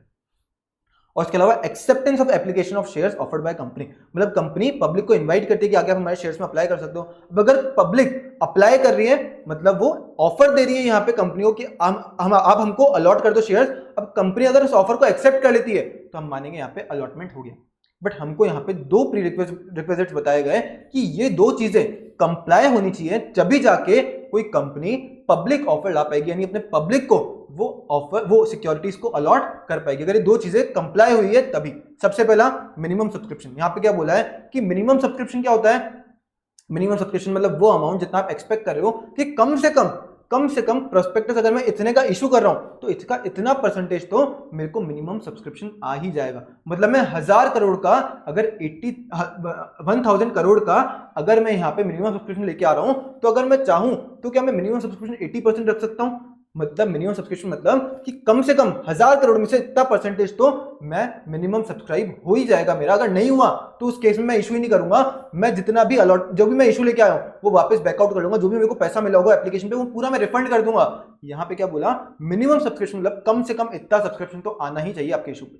क्या बोला? मिनिमम सब्सक्रिप्शन क्या होता है? मिनिमम सब्सक्रिप्शन का अमाउंट आप स्टेट करना, लिखना प्रोस्पेक्टस में, उतना अमाउंट सब्सक्राइब हो जाना चाहिए पब्लिक के द्वारा, एंड उसके लिए उस जितना भी सब्सक्राइब हुआ है उसके लिए आपको एप्लीकेशन मनी मिल जाना चाहिए कंपनी या तो चेक के थ्रू या फिर अदर इंस्ट्रूमेंट के थ्रू। कैश के थ्रू मत लेना, या तो चेक के थ्रू या फिर अदर इंस्ट्रूमेंट के थ्रू कंपनी, अगर आपके प्रोस्पेक्टस में लिखा हुआ है मिनिमम सब्सक्रिप्शन, अगर पब्लिक ने सब्सक्राइब कर लिया और अगर उस पर एप्लीकेशन मनी मिल गया है, तब जाके हम बोलेंगे कि मिनिमम सब्सक्रिप्शन वाली चीज से आपने कंप्लाई कर लिया। दूसरी चीज क्या था, अमाउंट पेबल ऑन एप्लीकेशन। यहां पे क्या बोला कि कंपनी आप जब भी शेयर्स इशू कर रहे हो, आप जब भी सिक्योरिटीज इशू कर रहे हो आपकी पब्लिक को, उस टाइम आपको कम से कम एप्लीकेशन मनी के तौर पे कम से कम 5% ऑफ नॉमिनल वैल्यू यानी 5% of face value of shares तो आपको मंगाना पड़ेगा एप्लीकेशन के टाइम पे। 5% ऑफ नॉमिनल वैल्यू या फिर नॉमिनल वैल्यू क्या होता है, नॉमिनल वैल्यू मतलब फेस वैल्यू ऑफ शेयर्स, तो कम से कम 5% फेस वैल्यू का तो आपको मंगाना ही पड़ेगा एप्लीकेशन के टाइम पे, या फिर जो कोई और परसेंटेज या फिर कोई और अमाउंट सेबी प्रिस्क्राइब करता है तो फिर आप वो फॉलो कर लेना। बट अगर सेबी प्रिस्क्राइब नहीं कर रहा तो उस केस में 5% ऑफ नॉमिनल अमाउंट कम से कम आपको मंगाना पड़ेगा। अब सर हमने सुना है कि मिनिमम सब्सक्रिप्शन में और अमाउंट पेबल ऑन एप्लीकेशन में सेबी भी कुछ परसेंटेज स्पेसिफाई करता है, बट आपके लिए वो रेलेवेंट नहीं है। सेबी कुछ परसेंटेज स्पेसिफाई करता है बट इंटर के कोर्स में वो रेलेवेंट नहीं है। हम एक क्वेश्चन भी दिखा दूंगा मैं अभी आपको कि मैं ऐसा क्यों बोल रहा हूं कि आपके लिए रेलेवेंट नहीं है। उस क्वेश्चन के बेस पर आपको समझ में आ जाएगा कि वो आपको सेबी क्या बोलता है, सेबी कितना परसेंटेज बोलता है, वो आपके लिए रेलेवेंट नहीं रहने वाला। अब उसके बाद में हमने इसके केस में मिनिमम सब्सक्रिप्शन के केस में और अमाउंट पेबल ऑन एप्लीकेशन के केस में ओएफएस में दो एक्सेप्शन देखे। सबसे पहला कि मिनिमम सब्सक्रिप्शन की जो रिक्वायरमेंट है वो ओएफएस के केस में एप्लीकेबल ही नहीं है। जितना अलॉट हो रहा है, जितना लोग सब्सक्राइब कर रहे हैं उतना हम अलॉट कर देंगे, उतना हम ओएफएस में शेयर्स दे देंगे, हमको मिनिमम सब्सक्रिप्शन का देखना ही नहीं। और यहां पे अमाउंट पेबल ऑन एप्लीकेशन कितना होगा, यहां पे बोला पूरा का पूरा इश्यू प्राइस, पूरा का पूरा इशू प्राइस आपको ओएफएस के केस में पूरा का पूरा इशू प्राइस देना पड़ेगा। हम यहाँ पे कॉल्स के बेसिस पे नहीं मंगाएंगे, आपको पूरा का पूरा पैसा एक साथ एप्लीकेशन मनी के टाइम पे ही आपको पूरा का पूरा इशू प्राइस यहाँ पे देना पड़ेगा। यहाँ पे जो एग्जिस्टिंग शेयरहोल्डर है, ओएफएस क्या होता है, एग्जिस्टिंग शेयरहोल्डर के शेयर्स, तो एग्जिस्टिंग शेयरहोल्डर यहाँ पे वेट नहीं करेगा, पूरा का पूरा इशू प्राइस यहाँ पे एक साथ दे देना। अब समझो अगर मिनिमम सब्सक्रिप्शन कंपनी को रिसीव नहीं हुआ या फिर मिनिमम सब्सक्रिप्शन रिसीव हो गया बट एप्लीकेशन मनी उस मिनिमम सब्सक्रिप्शन पे नहीं आई within 30 days of issue of prospectus, within 30 days of issue of prospectus, या फिर तो मिनिमम सब्सक्रिप्शन नहीं आया या फिर उस पर एप्लीकेशन मनी नहीं आई, या फिर अगर कोई और पीरियड अगर सेबी स्पेसिफाई कर रहा है तो उतने टाइम में अगर मिनिमम सब्सक्रिप्शन या फिर उस पर एप्लीकेशन मनी नहीं आई तो उस केस में कंपनी को जो एप्लीकेशन मनी आई है वो उसको रिफंड करना पड़ेगा within 15 days of closure of issue. जैसे इशू क्लोज हुआ, आपको पता लग गया कि मिनिमम सब्सक्रिप्शन नहीं आया, फिर एप्लीकेशन मनी नहीं आई, तो उसके 15 डेज के अंदर अंदर आपको इस सारा का सारा पैसा रिफंड करना पड़ेगा। किसको रिफंड करना पड़ेगा, जिन पर्सन से आपको आया उनको रिफंड करना पड़ेगा। कहां पे रिफंड करना पड़ेगा, सेम बैंक अकाउंट में जहां से आपको सब्सक्रिप्शन मनी आया था ना, उसी सेम बैंक अकाउंट में आप इस पैसे को वापस रिफंड कर देना। अब अगर कंपनी यहां पे रिफंड नहीं करती टाइम में, मतलब 15 डेज के अंदर रिफंड नहीं करी, तो उस केस में कंपनी के डायरेक्टर और जो अदर ऑफिसर इन डिफॉल्ट है वो लायबल हो जाएंगे, जॉइंटली एंड सेवरली लायबल हो जाएंगे इस रिफंड करने के लिए। किसको, ये जो एप्लीकेशन मनी आई थी इसको रिफंड करने के लिए with interest eight 15% per annum. Sir 15% per annum, इतना ज्यादा इंटरेस्ट, यहाँ पे पब्लिक का पैसा इन्वॉल्व है ना, इसीलिए ताकि वो पब्लिक का पैसा जल्दी से जल्दी रिटर्न कर दे, रिफंड कर दे, इसके लिए यहाँ पे 15% पर एनम की इंटरेस्ट रेट लगाई गई है। तो यहाँ पे डायरेक्टर और ऑफिसर इन डिफॉल्ट यहाँ पे लायबल हो जाएंगे जॉइंटली एंड सेवरली उस पैसे को रिफंड करने के लिए along with interest eight 15% per annum. उसके बाद हमने देखा maintaining of separate bank account. यहाँ पे क्या बोला कि जो भी एप्लीकेशन मनी आ रहा है ना उसको आप अपने बिजनेस अकाउंट में मत रख लेना, बिजनेस वाले बैंक अकाउंट में मत रखना, उसके लिए आपको एक सेपरेट बैंक अकाउंट ओपन करना पड़ेगा, जो कि एक शेड्यूल्ड बैंक में आप ओपन करना, और उस शेड्यूल्ड बैंक के सेपरेट बैंक अकाउंट में जो भी एप्लीकेशन मनी आया आपको सारा का सारा पैसा उधर रखना है, और इस पैसे को आप यूटिलाइज नहीं कर सकते इन चीजों के अलावा किसी और चीज के लिए। जब तक अलॉटमेंट नहीं हो रहा है या फिर जब तक आप अलॉटमेंट नहीं कर पा रहे हो तो रीपेमेंट कर देना। इन चीजों के अलावा आप किसी और चीज के लिए इस पैसे को यूज नहीं कर सकते। किन किन चीजों के लिए यूज कर पाओगे, अगर आप शेयर अलॉट कर रहे हो तो अलॉटमेंट के अगेंस्ट यूज कर लेना, फिर अलॉटमेंट अगर हो गया तो उसके बाद में आप इस पैसे को यूज कर सकते हो, जो भी आपने प्रोस्पेक्टस में यहाँ पे ऑब्जेक्ट लिखा था उस चीज के लिए आप यहाँ पे पैसा यूज कर सकते हो। बट अगर अलॉट नहीं कर पाए आप सिक्योरिटीज तो उस केस में आप इस पैसे को यूज करोगे रीपेमेंट के लिए, जिसका पैसा था उसको वापस रीपे कर देना। अगर कुछ भी डिफॉल्ट होता है तो उस केस में, जो हमने ऊपर देखा था सेक्शन नंबर 40 में, सेम पनिशमेंट यहाँ पे वापस दी गई है। अब जैसे ही कंपनी अलॉट करती है सिक्योरिटी, जैसे ही कंपनी ने अलॉटमेंट करा उसके 30 डेज के अंदर अंदर आपको एक रिटर्न ऑफ अलॉटमेंट फाइल करना पड़ेगा आरओसी के साथ में। कितने टाइम में, within 30 days of allotment. और उसमें आपको बताना पड़ेगा कि किस किस लोग को मैंने अलॉट करे शेयर्स और कितने शेयर्स अलॉट करे, कितने सिक्योरिटीज और किन किन लोगों को मैंने सिक्योरिटीज अलॉट करी वो आपको बताना पड़ेगा। सबसे पहला लिस्ट ऑफ अलॉटीज इंक्लूडिंग किन लोगों को, यानी उनका नाम, एड्रेस और ऑक्यूपेशन आपको बताना है, और उसके अलावा कितनी नंबर ऑफ सिक्योरिटीज अलॉट हुई हर अलॉटी को, वो भी आपको बताना पड़ेगा। अब ये रिटर्न ऑफ अलॉटमेंट के साथ में आप रिटर्न ऑफ अलॉटमेंट में ये चीजें तो बता रहे हो, साथ में आपको कुछ एडिशनल अटैचमेंट भी देने पड़ेंगे, एडिशनल अटैचमेंट भी आपको देने पड़ेंगे। सबसे पहला, अगर आपने जो शेयर्स इशू करे वो for consideration other than cash है, एक्सेप्ट बोनस है। मतलब समझो रिलायंस यहां पे एक बिल्डिंग परचेज कर रहा है, रिलायंस यहां पे एक बिल्डिंग परचेज कर रहा है, रिलायंस ने उस बिल्डिंग के लिए यहां पे अपने शेयर्स अलॉट कर दिए उस बिल्डिंग ओनर को, और उस बिल्डिंग ओनर ने बिल्डिंग यहां पे ट्रांसफर कर दी किसको, रिलायंस को। तो यहां पे पॉसिबल बिल्कुल है। तो यहां पे क्या शेयर्स मैंने for consideration other than cash दिया है, बिल्कुल सर, मैंने बिल्डिंग के अगेंस्ट इन शेयर्स को अलॉट किया। तो इस केस में आप रिटर्न ऑफ अलॉटमेंट के साथ में तीन चीजें और दोगे। क्या क्या चीजें? सबसे पहला, ये contract of allotment of shares दे देना, ये जो शेयर आपने अलॉट करें उसका कॉन्ट्रैक्ट होगा उसकी कॉपी दे देना। उसके अलावा जो कॉन्ट्रैक्ट ऑफ सेल ऑफ यहां पे प्रॉपर्टी या एसेट हुआ है वो दे देना, या फिर अगर आपने ये जो शेयर्स अलॉट करें वो सर्विस के अगेंस्ट करें तो वो उस सर्विस की कॉपी ऑफ कॉन्ट्रैक्ट दे देना, या फिर अगर आपने किसी और कंसिडरेशन के अगेंस्ट ये शेयर्स अलॉट कर रहे हैं तो वो कुछ और कंसिडरेशन की, कुछ अदर कंसिडरेशन की आप यहां पे copy contract of sale contract दे देना। उसके अलावा एक रिपोर्ट ऑफ रजिस्टर्ड वैल्यू दे देना इस कंसिडरेशन की वैल्यूएशन के लिए। मतलब यहां पे बिल्डिंग की क्या वैल्यू है उसके लिए एक रजिस्टर्ड वैल्यू की आप रिपोर्ट साथ में दे देना। बट अगर आप शेयर्स इशू कर रहे हो under section 62 sub section 1 clause C, कौन इशू कर रहा है? Company other than listed company, company other than listed company अगर शेयर्स इशू करें under section 62 sub section 1 clause C, तो उस केस में आप बस वैल्यूएशन रिपोर्ट और रजिस्टर्ड वैल्यू देना, उसके अलावा कुछ देने की रिक्वायरमेंट नहीं। और इसके अलावा कोई भी केस है उसमें आपको एडिशनल अटैचमेंट कोई भी नहीं देना, आपको केवल जो ऊपर हमने देखा रिटर्न ऑफ अलॉटमेंट और ये चीजें आपको बस साथ में देनी है, उसके अलावा कुछ भी देने की रिक्वायरमेंट नहीं है। अब अगर कोई पर्सन पर्सोनेशन कर रहा है, मतलब इलीगली प्रिटेंड कर रहा है कोई और पर्सन होने का, तो उस केस में हम उसको पनिश करते हैं सेक्शन 447 में। सबसे पहला, अगर कोई पर्सन या तो एप्लीकेशन कर रहा है या फिर हेल्प कर रहा है, अबेट कर रहा है किसी और पर्सन को, असिस्ट कर रहा है किसी और पर्सन को एप्लीकेशन करने में फिक्टिशियस नेम में, ताकि वो सिक्योरिटीज अक्वायर कर पाए या फिर सब्सक्राइब कर पाए सिक्योरिटीज, किसमें? Fictitious name. फिक्टिशियस नेम मतलब कुछ भी रैंडम नेम, वो उसका नाम नहीं है, वो किसी और पर्सन का नाम, या फिर कोई पर्सन जो एग्जिस्ट ही नहीं करता है कुछ ऐसे रैंडम नाम यूज कर रहा है। तो अगर वो फिक्टिशियस नेम में एप्लीकेशन कर रहा है या फिर किसी और पर्सन को एबेट कर रहा है ताकि वो एप्लीकेशन करे, ताकि वो अक्वायर या फिर सब्सक्राइब कर सके सिक्योरिटीज, तो उस केस में उस पर्सन को पनिश कर देंगे अंडर सेक्शन 447। या फिर वो एप्लीकेशन कर रहा है या फिर अबेट कर रहा है यानी असिस्ट कर रहा है किसी और पर्सन को एप्लीकेशन करने के लिए मल्टीपल एप्लीकेशंस, किस चीज में? डिफरेंट नेम में या फिर कॉम्बिनेशन ऑफ हिज नेम, किस चीज के लिए? ताकि वो अक्वायर कर सके या फिर सब्सक्राइब कर सके सिक्योरिटीज। जैसे कि हमने एक एग्जांपल देखा था, एक पर्सन है रघुवीर सिंह, अब ये इसको एक्स लिमिटेड की सिक्योरिटीज या तो अक्वायर करनी है या फिर नया एक्स लिमिटेड आईपीओ या फिर एफपीओ लेके आया तो उसकी सिक्योरिटीज तो सब्सक्राइब करनी है। तो इस केस में ये रघुवीर सिंह क्या कर रहा है? ये तीन नामों से यहां पे एक्स लिमिटेड में एप्लीकेशन दे रहा है। सबसे पहले उसने दे दिया रघुवीर के नाम से, फिर दे दिया रघु सिंह के नाम से,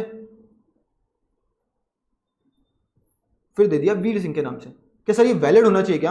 नहीं सर, एक ही पर्सन मल्टीपल एप्लीकेशन दे रहा है डिफरेंट नेम में, डिफरेंट कॉम्बिनेशन ऑफ नेम में, तो उस केस में उस पर्सन को हम पनिश कर देंगे सेक्शन 447 में। अगर या फिर अगर कोई पर्सन उस पर्सन को अबेट कर रहा है यानी हेल्प कर रहा है, उस पर्सन को भी हम सेक्शन 447 में पनिश कर देंगे। या फिर अगर ये पर्सन इंड्यूस कर रहा है कंपनी को, यानी डायरेक्टली कंपनी को इन्फ्लुएंस कर रहा है कि आप अलॉट कर दो या फिर रजिस्टर कर दो ट्रांसफर ऑफ सिक्योरिटीज, या तो मेरे को या फिर एक फिक्टिशियस नाम में अलॉट कर दो या फिर रजिस्टर कर दो ये ट्रांसफर ऑफ सिक्योरिटीज, तो उस केस में उस पर्सन को हम पनिश कर देंगे अंडर सेक्शन 447। अब अगर कोई पर्सन इस सेक्शन के अंदर कन्विक्ट हो गया तो कोर्ट ऑर्डर दे सकता है डिसगॉर्जमेंट ऑफ गेन का, कि मतलब इस पर्सन ने जो भी गेन मिला है, जो भी गेन करा है इसने इलीगली, उस सारे गेन को इसको रिटर्न करना पड़ेगा, यानी डिसगॉर्ज कर लेंगे। और उस गेन को रिटर्न उससे लेने के बाद में उसको आप क्रेडिट कर देना investor education and protection fund में, यानी आईपीएफ में आप उसको क्रेडिट कर देना। तो ये कब हो पाएगा? अगर उस पर्सन के पास गेन है, उसने शेयर्स बेच बुझा के उसने सारा गेन कर लिया, बट अगर उस पर्सन के पास में आज की डेट पे सिक्योरिटीज पड़ी है, उसने अभी तक प्रॉफिट बुक नहीं किया, तो उस केस में क्या बोल सकता है कोर्ट कि काम करो, सीज करो इसकी सिक्योरिटीज और उसको फिर डिस्पोज कर दो, सीज कर लो सिक्योरिटीज, उसको डिस्पोज कर दो, और फिर जो भी पैसा आता है, जो भी यहाँ पे गेन है, जो भी आपको डिसगॉर्ज करना चाहिए था, उसको आप investor education and protection fund में डाल देना। अब कंपनी को प्रोस्पेक्टस में और हर एप्लीकेशन फॉर्म में ये चीजें लिखनी पड़ेगी, वाला प्रोविजन लिखना पड़ेगा कि अगर कोई भी पर्सन ऐसा करता है तो उसको सेक्शन 447 में हम पनिश कर देंगे। और उसके अंदर हमको बताया गया यहाँ पे पनिशमेंट फॉर डिफॉल्ट। यहाँ पे क्या बोला कि अगर कोई पर्सन अगर कोई कंपनी यहाँ पे रिटर्न ऑफ अलॉटमेंट फाइल करने में डिफॉल्ट करती है, या फिर जहां पे उसको मिनिमम सब्सक्रिप्शन रिसीव नहीं हुआ, या फिर एप्लीकेशन मनी इस मिनिमम सब्सक्रिप्शन पे रिसीव नहीं हुआ विद इन 30 डेज एंड उसको रिफंड करना था, बट वो रिफंड करने में डिफॉल्ट करती है, या फिर रिटर्न ऑफ अलॉटमेंट फाइल करने में डिफॉल्ट करती है, तो उस केस में कंपनी और उसके ऑफिसर इन डिफॉल्ट, कंपनी और उसके ऑफिसर इन डिफॉल्ट को पेनल्टी लगाई जाएगी, फाइन लगाया जाएगा ₹1000 पर डे का, ₹1000 पर डे का।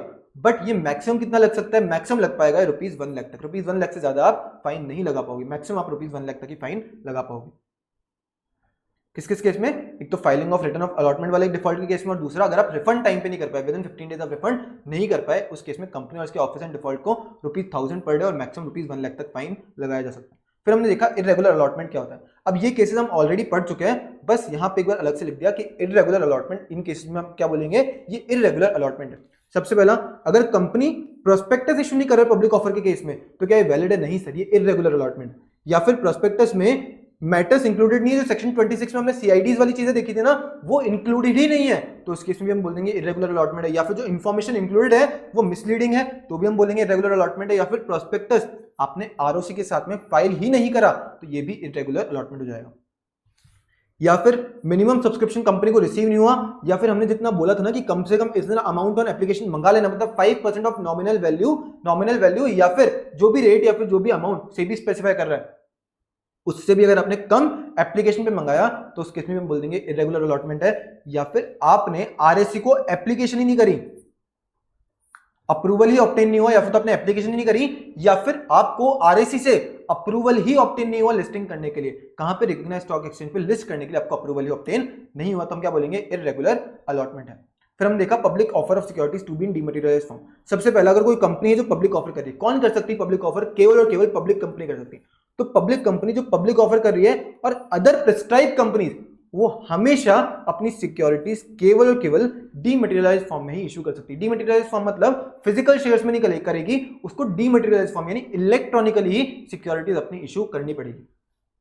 और जो प्रिस्क्राइब्ड अनलिस्टेड कंपनीज हैं, वो अपनी सिक्योरिटीज होल्ड या फिर ट्रांसफर केवल और केवल डीमैटेरियलाइज्ड फॉर्म में ही कर सकता है। होल्ड या फिर ट्रांसफर केवल और केवल डीमैटेरियलाइज्ड फॉर्म में कर सकता है। और इसके अलावा कोई भी कंपनी जैसे कि प्राइवेट कंपनी हो गई, वो अपनी सिक्योरिटीज फिजिकल या फिर डीमैटेरियलाइज्ड फॉर्म में चाहे तो इशू कर सकती है, और चाहेगी वो तो कन्वर्ट भी कर सकती है अपनी सिक्योरिटीज को डीमैटेरियलाइज्ड फॉर्म में। या तो इशू कर सकती है फिजिकल या फिर डीमैटेरियलाइज्ड फॉर्म में, या फिर कन्वर्ट भी कर सकती है किसमें? डीमैटेरियलाइज्ड फॉर्म में।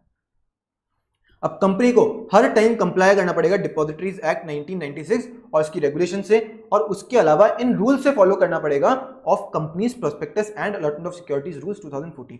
अगर आपको आपकी सिक्योरिटीज डीमैट करवानी तो आपको rule 9 of companies prospectus and allotment of securities rules 2014 से कंप्लाई करना पड़ेगा। और उसके अलावा अगर अनलिस्टेड पब्लिक कंपनीज को उसकी सिक्योरिटी इशू करनी डीमैटेरियलाइज्ड फॉर्म में, तो उसको rule 9A of companies prospectus and allotment of securities rules 2014 से कंप्लाई करना पड़ेगा। डिपॉजिटरीज एक्ट से तो हर केस में कंप्लाई करना ही है, बट डीमैटेरियलाइजेशन ऑफ सिक्योरिटीज में रूल 9 और अनलिस्टेड पब्लिक कंपनीज को अपनी सिक्योरिटीज अगर इशू करवानी है डीमैटेरियलाइज्ड फॉर्म में, तो rule 9A of companies prospectus and allotment of securities rules 2014 से। अब ये रूल 9 और रूल 9A क्या होता है, ये आपके लिए रेलेवेंट नहीं है, ना ही स्टडी मॉड्यूल में दिए हुए हैं, तो आपको ये जानने की जरूरत नहीं कि रूल 9A क्या होता है, बट आपको ये 9 और 9A, ये रूल 9 और रूल 9A ये याद करना पड़ेगा, क्योंकि इस पे क्वेश्चन भी है, और रूल 9 और रूल 9A ये याद करना, और साथ में किसका है ये रूल वो भी आपको याद करना पड़ेगा। उसके बाद हमने देखा कि कोई अगर कंपनी चाहे तो क्या वो अपने कंपनी के लिए पैसे इंडिया के बाहर से भी रेस कर सकती है क्या? इंडिया से तो रेस कर रहे हैं, हमने देख लिया पब्लिक इशू के थ्रू पब्लिक को इशू कर सकते हैं और पब्लिक से पैसा ले सकते हैं, बट क्या इंडिया के बाहर से भी कोई कंपनी पैसा रेस कर सकती है क्या? यहां पे बोला कर सकती है। इसके दो रूट हैं, एक डायरेक्ट रूट और एक इनडायरेक्ट रूट। डायरेक्ट रूट क्या है? डायरेक्ट रूट अभी रिसेंटली एडवाइस में क्या बोला है कि केवल और केवल नोटिफाइड पब्लिक कंपनीज केवल और केवल अपनी नोटिफाइड सिक्योरिटीज को केवल और केवल permitted stock exchange of foreign jurisdiction या फिर अदर प्रिस्क्राइब्ड जुरिसडिक्शन में ही लिस्ट करवा पाएगी। वापस क्या बोला मैंने? नोटिफाइड पब्लिक कंपनी होनी चाहिए, नोटिफाइड सिक्योरिटी होनी चाहिए, वो नोटिफाइड पब्लिक कंपनी अपनी नोटिफाइड सिक्योरिटी को केवल और केवल परमिटेड स्टॉक एक्सचेंज पे परमिटेड स्टॉक एक्सचेंज कहाँ का, फॉरेन ज्यूरिसडिक्शन का या फिर अदर प्रिस्क्राइब्ड ज्यूरिसडिक्शन का, वहां पे तभी लिस्ट कर पाएगी, वहां पे डायरेक्ट तभी इशू कर पाएगी अगर यहाँ पे कंपनी नोटिफाइड है, सिक्योरिटी यहाँ पे क्या है, सिक्योरिटी यहाँ पे नोटिफाइड है और वो स्टॉक एक्सचेंज वो परमिटेड है। केवल इसी केस में यहाँ पे आप डायरेक्टली उस जगह पे अपनी सिक्योरिटी इशू कर पाओगे। ये रिसेंटली ऐड हुआ है। बट क्या सर इससे पहले कंपनी बाहर से पैसा रेज नहीं करती थी? बिल्कुल करती थी सर। वो किस तरीके से करती थी? वो करती थी इनडायरेक्टली, इनडायरेक्ट रूट से। इनडायरेक्ट रूट से कैसे? वो ग्लोबल डिपॉजिटरी रिसिप्ट इशू करके वो पैसा रेज करती थी कंपनी। कैसे? ग्लोबल डिपॉजिटरी रिसिप्ट का कॉन्सेप्ट क्या है? अभी जैसे समझो एक कंपनी है टाटा पावर। अब टाटा पावर को लंदन की पब्लिक से पैसा रेज करना है, लंदन की पब्लिक से पैसा रेज करना है और लंदन के स्टॉक एक्सचेंज पे भी इसको लिस्ट होना है। तो क्या Tata power direct London public को अपने शेयर्स ऑफर कर सकती है क्या? और क्या लंदन स्टॉक एक्सचेंज पे लिस्ट हो सकती है क्या? सर डिपेंड करेगा। किस पे डिपेंड करेगा? कि वो नोटिफाइड पब्लिक कंपनी है क्या? Tata power notified public company है क्या? वो जो इशू करना चाह रही है अपनी सिक्योरिटी, क्या वो नोटिफाइड सिक्योरिटी है क्या? और क्या लंदन का जो स्टॉक एक्सचेंज है वो परमिटेड है क्या? यहाँ पे बोला नहीं है ना, तो इस केस में आप डायरेक्ट तो शेयर्स नहीं दे पाओगे लंदन पब्लिक को। तो उस केस में यहाँ पे टाटा पावर ने क्या बोला? टाटा पावर गया एक ओवरसीज डिपॉजिटरी बैंक के पास में, हम अज्यूम कर लेते हैं जेपी मॉर्गन के पास में, ओवरसीज डिपॉजिटरी बैंक के पास में। टाटा पावर क्या बोला कि ओवरसीज डिपॉजिटरी बैंक एक काम करो, मेरे बिहाफ पे आप एक काम करो, लंदन पब्लिक के पास जाओ, उनको बोलो कि अगर किसी को भी टाटा पावर के शेयर्स में अप्लाई करना है, तो अगर किसी को भी अप्लाई करना है उनसे आप पैसा ले लो, मेरी कंपनी में इन्वेस्ट करने के लिए। समझो लंदन पब्लिक ने 10 करोड़ इनको इन्वेस्ट करने थे लंदन पब्लिक को टाटा पावर के शेयर्स में। उसने किसको दे दिया? उसने जेपी मॉर्गन को दे दिए, यानी ओवरसीज डिपॉजिटरी बैंक को दे दिए। ओवरसीज डिपॉजिटरी बैंक ने 10 करोड़ किसको दे दिए? 10 करोड़ दे दिए टाटा पावर को। अब टाटा पावर किसको सिक्योरिटीज अलॉट करेगा? किसके नाम पे सिक्योरिटीज अलॉट करेगा? तो टाटा पावर अलॉट करेगा सिक्योरिटीज जेपी मॉर्गन के नाम पे। अब जैसे समझो टाटा पावर ने शेयर्स अलॉट कर दिए जेपी मॉर्गन के नाम पे, बट सर पैसा तो एक्चुअल में लंदन पब्लिक का था ना। बिल्कुल सर, लंदन पब्लिक का पैसा था, बट क्या हम डायरेक्टली उनको शेयर्स दे सकते हैं क्या? नहीं दे सकते सर, क्योंकि वो नोटिफाइड नहीं है, वो डायरेक्ट रूट में फॉल नहीं कर रहे। तब जेपी मॉर्गन क्या करेगा? वो प्रूफ के तौर पे कि उसको 10 करोड़ मिल गए और वो उसने टाटा पावर में डाल दिए, उसके प्रूफ के तौर पे वो लंदन पब्लिक को जीडीआर यानी ग्लोबल डिपॉजिटरी रिसिप्ट इशू करेगा। ग्लोबल डिपॉजिटरी रिसिप्ट इशू करेगा, अगर वो चाहे तो उसको लंदन स्टॉक एक्सचेंज पे भी लिस्ट करा सकता है। अभी जो जीडीआर होता है ना, ये अपना ये कौन बैक करता है जीडीआर को? जीडीआर को बैक कर रहा है टाटा पावर का शेयर। मतलब अगर टाटा पावर का प्राइस बढ़ गया तो ये जो जीडीआर है ना, इसका वैल्यू भी बढ़ जाएगा। अगर टाटा पावर का प्राइस बढ़ा शेयर्स का तो जीडीआर का भी प्राइस बढ़ेगा, और अगर टाटा पावर का प्राइस नीचे गया तो जीडीआर का भी प्राइस नीचे जाएगा, क्योंकि जीडीआर को बैक कौन कर रहा है? ये टाटा पावर की सिक्योरिटीज, जो इंडिया की कंपनी की सिक्योरिटीज है ना, वो यहाँ पे जीडीआर को बैक कर रहे हैं। तो उस केस में जीडीआर का प्राइस इन्फ्लुएंस होगा बेसिस जो इंडिया के शेयर का प्राइस चल रहा है। यहाँ पे क्या लिखा है? जीडीआर एक डिपॉजिटरी रिसिप्ट है जो कि ओवरसीज डिपॉजिटरी बैंक इशू करता है। क्या यहाँ पे जेपी मॉर्गन ने इशू किया था? बिल्कुल सर। जिसने who purchases shares of Indian company के शेयर्स किसने परचेज करे? ओवरसीज डिपॉजिटरी बैंक ने। यहाँ पे वही लिखा हुआ है कि जो जीडीआर है वो एक डिपॉजिटरी रिसिप्ट होता है जो कि ओवरसीज डिपॉजिटरी बैंक इशू करता है। ओवरसीज डिपॉजिटरी बैंक वो जो शेयर्स परचेज कर रहा है इंडियन कंपनी के, और वो सिक्योरिटी क्रिएट कर सकता है कंट्री की, यानी जो लंदन है उसके स्टॉक एक्सचेंज पे वो सिक्योरिटी क्रिएट कर सकता है, which is backed by Indian company share.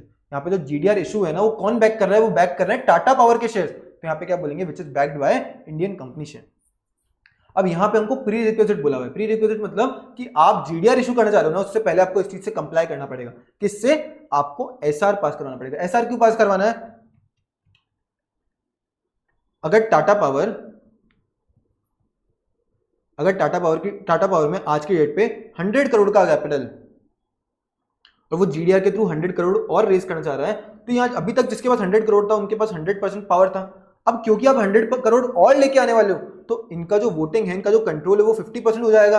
तो इस केस में बोला कि आप ये जो 100 करोड़ रेज कर रहे हो ना, आप जीडीआर कभी भी लेके आ रहे हो, तो जो जनरल पब्लिक है जो आपकी कंपनी में आज इन्वेस्ट करके बैठी है, उनका परसेंटेज गिरेगा, उनका जो वोटिंग परसेंटेज है वो डाउन जाएगा, उनका कंट्रोल कम होगा। तो उस केस में आप उनसे पूछ लेना, उनसे एसआर पास करवा लेना और अदर प्रिस्क्राइब कंडीशन से आप कंप्लाई कर लेना। कि कब? जब अगर आपको जीडीआर इशू करना है उससे पहले एसआर पास कर लेना और अदर प्रिस्क्राइब कंडीशन से कंप्लाई कर लेना। अब जीडीआर किस किस तरीके से इशू हो सकता है, मतलब manner and form of deposit receipt. यहाँ पे क्या बोला कि जीडीआर इशू हो पाएगा पब्लिक ऑफर के थ्रू भी, प्राइवेट प्लेसमेंट के थ्रू भी, या फिर कोई और मैनर जो कि फॉरेन जुरिसडिक्शन में प्रिवेलेंट है, आप उस तरीके से भी यहाँ पे जीडीआर इशू कर सकते हो। मतलब आप पब्लिक ऑफर भी कर सकते हो, प्राइवेट प्लेसमेंट भी कर सकते हो, और कोई और तरीका जो उस जुरिसडिक्शन में, उस फॉरेन जुरिसडिक्शन में जो भी प्रिवेलेंट है, उस तरीके से भी आप जीडीआर इशू कर सकते हो। और अगर आप चाहो तो लिस्ट भी करवा सकते हो और ट्रेड भी करवा सकते हो आपकी सिक्योरिटीज को, आपकी जीडीआर को उस जुरिसडिक्शन में। उसके बाद में जीडीआर आप चाहो तो नए शेयर्स के अगेंस्ट भी इशू कर सकते हो, या फिर स्पॉन्सर करवा सकते हो जीडीआर को अगेंस्ट एग्जिस्टिंग शेयर्स जो कि ऑलरेडी शेयर होल्डर्स होल्ड कर रहे हैं as per conditions prescribe bye CG या फिर आरबीआई।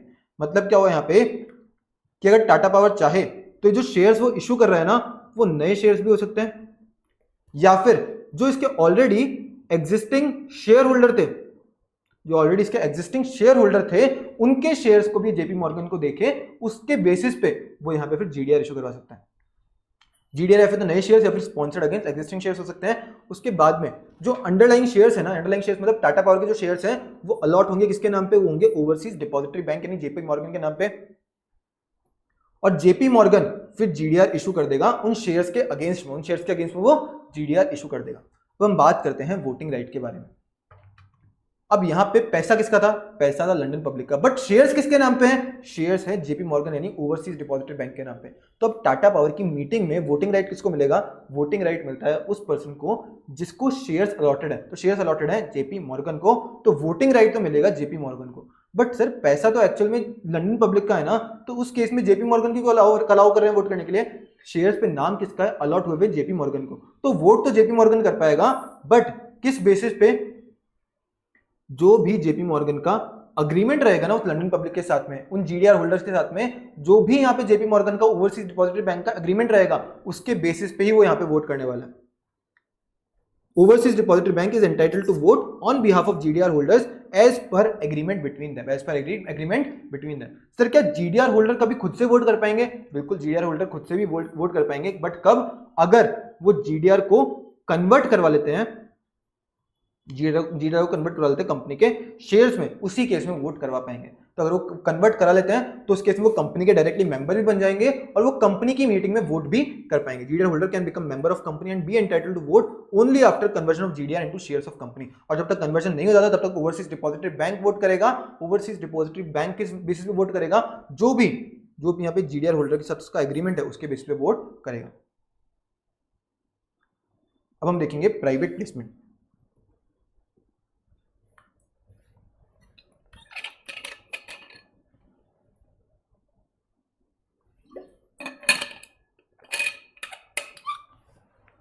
प्राइवेट प्लेसमेंट क्या होता है, देखो प्राइवेट प्लेसमेंट मतलब आप कुछ सेलेक्टेड ग्रुप ऑफ पर्सन को, आप कुछ गिने चुने आइडेंटिफाइड लोगों को ही आप ऑफर कर रहे हो कि आप चाहो तो आप आके हमारी कंपनी में इन्वेस्ट कर सकते हो, उसके बदले में हम आपको हमारी सिक्योरिटीज दे देंगे। ऑफर और invitation to subscribe securities to a selected group of person. और कैसे बोलेंगे उनको, कैसे ऑफर देंगे, एक डॉक्यूमेंट होता है जिसको हम बोलते हैं प्राइवेट प्लेसमेंट ऑफर कम एप्लीकेशन। प्राइवेट प्लेसमेंट ऑफर कम एप्लीकेशन मतलब उस डॉक्यूमेंट के थ्रू हम ऑफर दे रहे हैं और उसी में एप्लीकेशन भी है।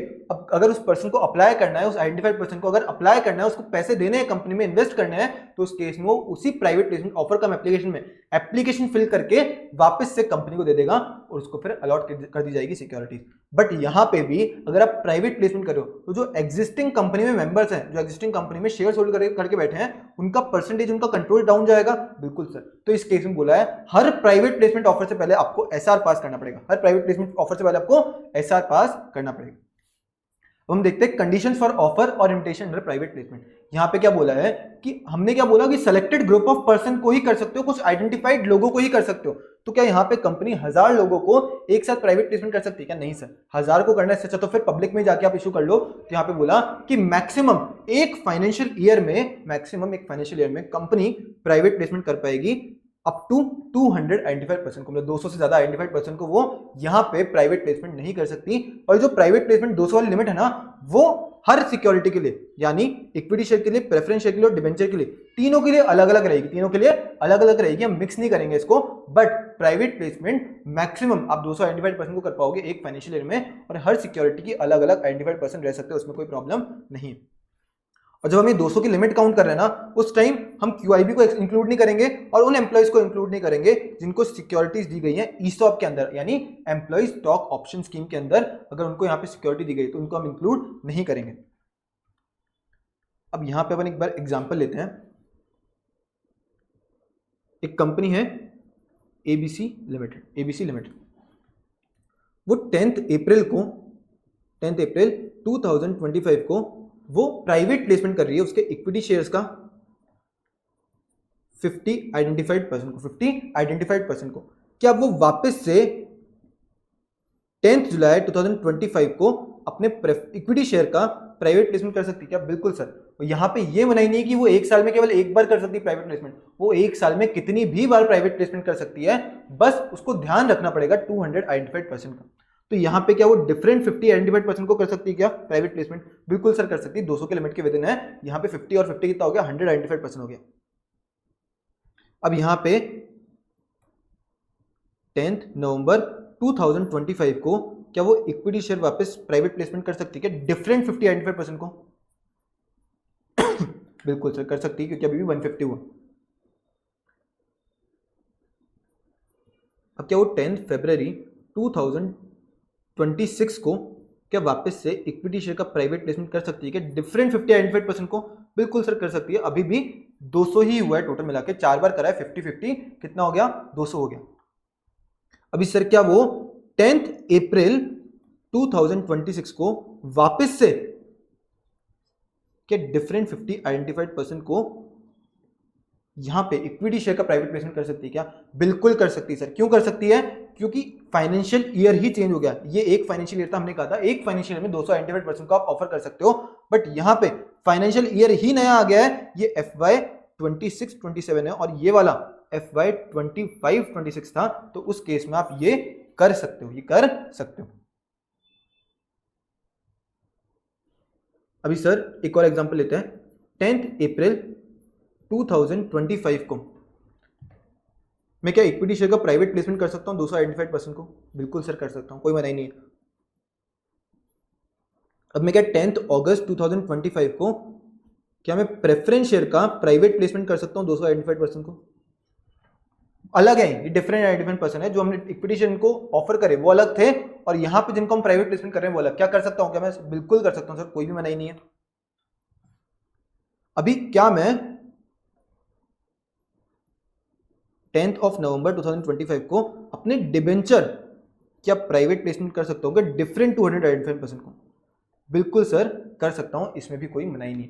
बट यहां पे एक चीज बोला हुआ है कि अगर कंपनी का कोई भी ऑफर अगर चल रहा है, वो कंप्लीट नहीं हुआ है, या तो वो कंप्लीट नहीं हुआ या फिर आपने उसको विड्रॉ या फिर अबेंडन नहीं कर लिया, तब तक आप fresh offer for private placement लेके नहीं आ सकते हो। Fresh offer for private placement लेके नहीं आ सकते हो। तो अगर मैं यहां पे बोलूं कि जो 10 अगस्त से लेके ना ये 30th ऑफ नवंबर तक एग्जांपल के लिए लेते हैं अपन कि अलॉट ही नहीं हुआ था, ना ही इसको विड्रॉ किया और ना ही इसको अबेंडन किया, तो इस केस में क्या 10 नवंबर को मैं डिबेंचर का प्राइवेट प्लेसमेंट ला सकता था क्या? नहीं ला सकता सर। क्यों? क्योंकि पुराना वाला ऑफर ना तो या तो कंप्लीट नहीं हुआ और ना ही उसको अबेंडन या फिर विड्रॉ किया गया, तो उस केस में मैं ये ऑफर नहीं ला पाऊंगा। तो सर अगर उसी केस में अगर मैं यहाँ पे समझो 1 नवंबर तक यहाँ पे अलॉट हो गई सिक्योरिटीज, तो क्या उस केस में मैं यहाँ पे 10 नवंबर को डिबेंचर का प्राइवेट प्लेसमेंट का ऑफर ला पाऊंगा? बिल्कुल सर, उस केस में आप ला पाओगे। अभी सर जब भी प्राइवेट प्लेसमेंट करेंगे ना, तो हमको ध्यान रखना पड़ता है प्राइवेट कंपनी के लिए ज्यादा। क्यों प्राइवेट कंपनी के लिए ज्यादा? क्योंकि एज्यूम करते हैं हम यहाँ पे कि एक कंपनी है ए प्राइवेट लिमिटेड कंपनी है। इसमें आज की डेट पे कितने मेंबर है? 3 मेंबर है।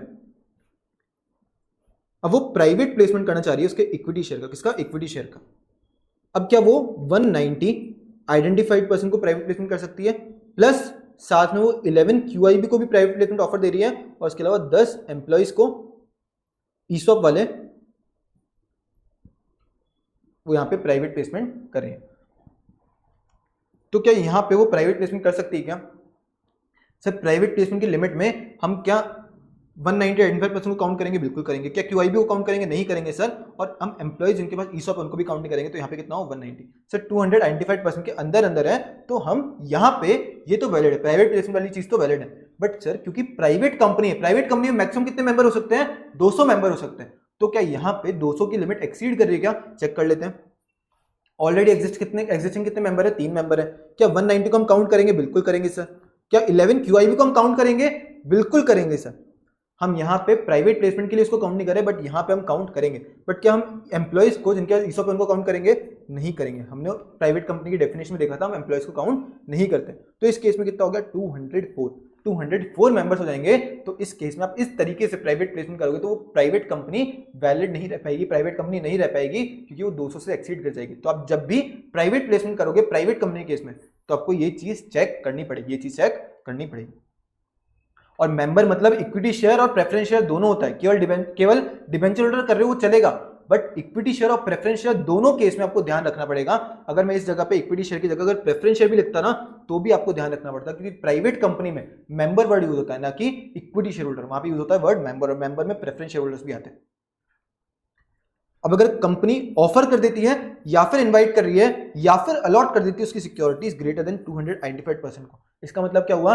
अगर कंपनी ऑफर भी ग्रेटर देन 295% को कर देती है, उनको अलॉट कर रहे हो नहीं कर रहे हो फर्क ही नहीं पड़ रहा है, अगर आपने ऑफर भी ग्रेटर देन 295% को कर दिया, तो उस केस में हम मान लेंगे प्राइवेट प्लेसमेंट नहीं, ये आपने पब्लिक ऑफर करा, और उसको फिर पब्लिक ऑफर की सारी रिक्वायरमेंट्स अप्लाई कर जाएगी। अगर आप रिक्वायरमेंट से मीट नहीं कर रहे हो, तो उस केस में फिर पेनल्टी लगेगी, पनिशमेंट लगेगी। और ये वाला हम नहीं पढ़ा कि फ्रेश ऑफर लाने से पहले प्राइवेट प्लेसमेंट का फ्रेश ऑफर आप कब ला सकते हो? केवल तभी ला सकते हो अगर एग्जिस्टिंग ऑफर जो है कंपनी का, कोई भी अगर एग्जिस्टिंग ऑफर है, जरूरी नहीं केवल प्राइवेट प्लेसमेंट का, अगर कोई भी एग्जिस्टिंग ऑफर है वो कंप्लीट हो गया होगा, कंप्लीट हो जाना चाहिए, या फिर तो वो विड्रॉ हो गया या फिर अबेंडन हो गया। इन तीनों में से कुछ ना कुछ हो जाना चाहिए। अगर नहीं हुआ तो आप फ्रेश ऑफर नहीं ला सकते जब तक वो पुराना वाला ऑफर कंप्लीट, विड्रॉ या फिर अबेंडन नहीं हो जाता। अब क्योंकि ये यहां पे प्राइवेट प्लेसमेंट करो, तो कंपनी, आप इसका पब्लिक एडवर्टीजमेंट नहीं दे सकते। आप ना तो कोई मीडिया यूज कर सकते हो, ना मार्केटिंग कर सकते हो, ना डिस्ट्रीब्यूशन चैनल यूज कर सकते हो, ना ही कोई एजेंट यूज कर सकते हो पब्लिक को इन्फॉर्म करने के लिए कि हमारी कंपनी ना प्राइवेट प्लेसमेंट कर रही है। आप एडवर्टीजमेंट लेके नहीं आ सकते। और कंपनी चाहे तो वो एक से ज्यादा प्राइवेट प्लेसमेंट इशू कर सकती है एक साल में, उस पर कोई मनाही नहीं। बस आप ध्यान रखना कि मैक्सिमम 200 आइडेंटिफाइड पर्सन को ही आप प्राइवेट प्लेसमेंट कर रहे हो। अब अगर कोई NBFC है जो कि रजिस्टर्ड है RBI के साथ में, एंड कोई हाउसिंग फाइनेंस कंपनी है जो कि रजिस्टर्ड है नेशनल हाउसिंग बैंक यानी NHB के साथ में, अब अगर ये जो दो कंपनीज है NBFC और जो HFC है, वो अगर कंप्लाई कर रहे हैं RBI या फिर NHB के रेगुलेशन से फॉर प्राइवेट प्लेसमेंट, तो उस केस में जो 200 की लिमिट थी ना, यहाँ पे ये जो 200 की लिमिट है, ये 200 की लिमिट उस NBFC और उस HFC पे नहीं लगेगी अगर वो कंप्लाई कर रहे हैं RBI और NHB के रेगुलेशन से फॉर प्राइवेट प्लेसमेंट। अगर आप कंप्लाई नहीं करे तो फिर 200 की लिमिट लग जाएगी। बट अगर वो कंप्लाई कर रहे हैं तो उस केस में उनकी रेगुलेशन में जो लिखा हुआ है आप वो देख लेना, आपको 200 की लिमिट एप्लीकेबल नहीं होगी। फिर हम देखा प्रोविजन आफ्टर ऑफर और इन्विटेशन अंडर प्राइवेट प्लेसमेंट। यहाँ पे क्या बोला कि जैसे ही आपने ऑफर और इन्विटेशन कर दिया। अब ऑफर और इन्विटेशन की बात क्या है, तो यहाँ पे बोला जैसे ही आपको एप्लीकेशन मनी रिसीव हुआ ना, जैसे ही आपको एप्लीकेशन मनी आया, उसके 60 डेज के अंदर अंदर कंपनी आपके प्राइवेट प्लेसमेंट के अगेंस्ट सिक्योरिटी जो है वो अलॉट कर देना, बट अगर आपने 60 डेज के अंदर अंदर अलॉट नहीं करा, तो उस केस में आप 15 डेज के अंदर अंदर 60 डेज जब खत्म हो रहे हैं उससे 15 डेज के अंदर अंदर आप पूरा का पूरा पैसा रिफंड कर देना। बट अगर आप रीपे भी नहीं कर रहे हो 15 डेज के अंदर अंदर, तो उस केस में आपको पैसा तो रीपे करना है with interest eight 12% per annum. Sir वहां पे 15% पर एनम था जब आप डिफॉल्ट करे थे, रिफंड नहीं करे थे, वहां पे पब्लिक का पैसा इन्वॉल्व था, यहाँ पे प्राइवेट प्लेसमेंट है, कुछ गिने चुने लोगों का इन्वॉल्व है, तो इसलिए इंटरेस्ट रेट थोड़ी सी कम कर रही है, जो कि हम बोलते हैं 12% पर एनम। और 12% पर एनम की इंटरेस्ट रेट कब से? एक्सपायरी ऑफ 60 डे से। एक्सपायरी ऑफ 60 डे मतलब आप बोल रहे हो 61st डे से आपके ऊपर इंटरेस्ट लग जाएगा। 61st डे कहां से सर? अभी समझो यहाँ पे एप्लीकेशन मनी आपको रिसीव हुआ, एप्लीकेशन मनी के 60 डेज के अंदर अंदर अलॉटमेंट हो जाना चाहिए था। अगर अलॉटमेंट नहीं हुआ तो उस केस में 15 डेज के अंदर अंदर रिफंड हो जाना चाहिए था।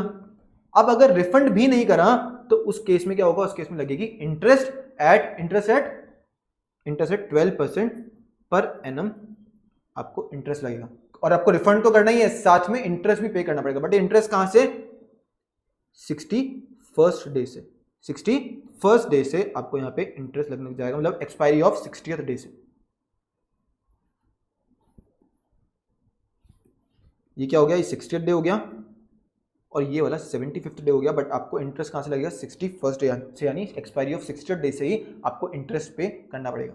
और जो भी पैसा आपको एप्लीकेशन के टाइम पे आ रहा है, ये प्रोविजन सेम है जो हमने पब्लिक इशू के केस में देखा था कि जो भी पैसा आपको एप्लीकेशन के टाइम पे आ रहा है, आपको उसको रखना है सेपरेट बैंक अकाउंट में, एक शेड्यूल्ड बैंक में आपको सेपरेट बैंक अकाउंट होना चाहिए, और उसको आप यूज नहीं कर पाओगे इन पर्पस के अलावा किसी और पर्पस के लिए। या फिर तो आप अलॉट करो तो एडजस्ट कर सकते हो इसको अलॉटमेंट के अगेंस्ट, या फिर अगर आप अलॉट नहीं कर पाए तो उस केस में आप रीपेमेंट करना पड़ेगा, आपको पैसे का रीपेमेंट करना पड़ेगा। बट सर के जैसे में पब्लिक इशू में जैसे ही अलॉटमेंट हो जाता है मैं उस पैसे को यूज कर पाता हूं जो भी प्रोस्पेक्टस में लिखा हुआ है मैंने उसके लिए। तो क्या मैं यहां पे भी यूज कर पाऊंगा क्या, नहीं सर, आप यहां पे यूज नहीं कर पाओगे प्राइवेट प्लेसमेंट के पैसे को जब तक आप रिटर्न ऑफ अलॉटमेंट भी फाइल नहीं कर देते हो। एक तो आपका अलॉटमेंट हो जाना चाहिए और दूसरा रिटर्न ऑफ अलॉटमेंट भी फाइल हो जाना चाहिए आरओसी के पास में, तभी जाके आप इसको पैसे को यूटिलाइज कर पाओगे। Company shall not utilize money raised unless allotment is made and return of allotment is filed with ROC। अब रिटर्न ऑफ अलॉटमेंट क्या होता है, रिटर्न ऑफ अलॉटमेंट मतलब जिसमें आप लिस्ट ऑफ अलॉटीज देते हो, नाम वगैरह सब डिटेल्स देते हो, कितने टाइम में आपको फाइल करना आरओसी को, with in 15 days of allotment. With in 15 days of allotment आपको आरओसी को ये रिटर्न ऑफ अलॉटमेंट फाइल करना पड़ेगा। और इसमें क्या क्या बताना पड़ेगा, लिस्ट ऑफ अलॉटीज बताना पड़ेगा, उनका नाम क्या है, एड्रेस क्या है, पेन नंबर क्या है, ईमेल क्या है, क्लास ऑफ सिक्योरिटी कौन सी उनको दी गई वो बताया जाएगा, नंबर ऑफ सिक्योरिटीज कितनी वो होल्ड कर रहे हैं, हर सिक्योरिटी का नॉमिनल वैल्यू क्या है, कितना उन्होंने सिक्योरिटी पे पे करा है, और उसके अलावा particulars of consideration received if security issued for consideration other than cash. अगर आप जो प्राइवेट प्लेसमेंट की सिक्योरिटी इशू कर रहे हो अगर कंसिडरेशन अदर देन कैश के लिए कर रहे हो तो उस केस में आपको यहाँ पे जो आपको कंसिडरेशन के तौर पे मिल रहा है ना, आप शेयर्स दे रहे हो, उसके अगेंस्ट आपको जो चीज मिल रही है उसके यहाँ पे आपको पर्टिकुलर्स बताने पड़ेंगे, वो चीज आपको यहाँ पे बतानी पड़ेगी। बट अगर कंपनी डिफॉल्ट करती है तो उस केस में क्या पेनल्टी लगेगी, उस केस में पेनल्टी लगेगी कंपनी को और उसके प्रमोटर को और उसके डायरेक्टर को कितनी, ₹1000 पर डे, और वो मैक्सिमम कितनी लग सकती है, मैक्सिमम लग सकती है ₹25 लाख। हमने return of allotment public issue में ही पढ़ा था, वहां पे हमने क्या क्या देखा था, वहां पे हमने थोड़ा सा अलग देखा था, जैसे कि 15 डेज की जगह 30 डेज था। यहाँ पे चीजें इतनी सारी नहीं थी, यहाँ पे केवल नेम, एड्रेस, ऑक्यूपेशन और उसके अलावा नंबर ऑफ सिक्योरिटीज था, और उसके अलावा एडिशनल अटैचमेंट थे वो अलग चीज है। उसके अलावा अगर कंपनी डिफॉल्ट करी थी ना किसमें, रिटर्न ऑफ अलॉटमेंट फाइल करने में, तो उस केस में पेनल्टी किसको लग रही थी, कंपनी को और उसके ऑफिसर इन डिफॉल्ट को। यहाँ पे हमको बता दिया कि कंपनी को और उसके प्रमोटर और डायरेक्टर को यहाँ पेनल्टी लगेगी। कितनी पेनल्टी लग रही थी, ₹1000 पर डे सेम है, बट वहां पे मैक्सिमम था ₹1 लाख और यहाँ पे मैक्सिमम कर दिया इन्होंने ₹25 लाख।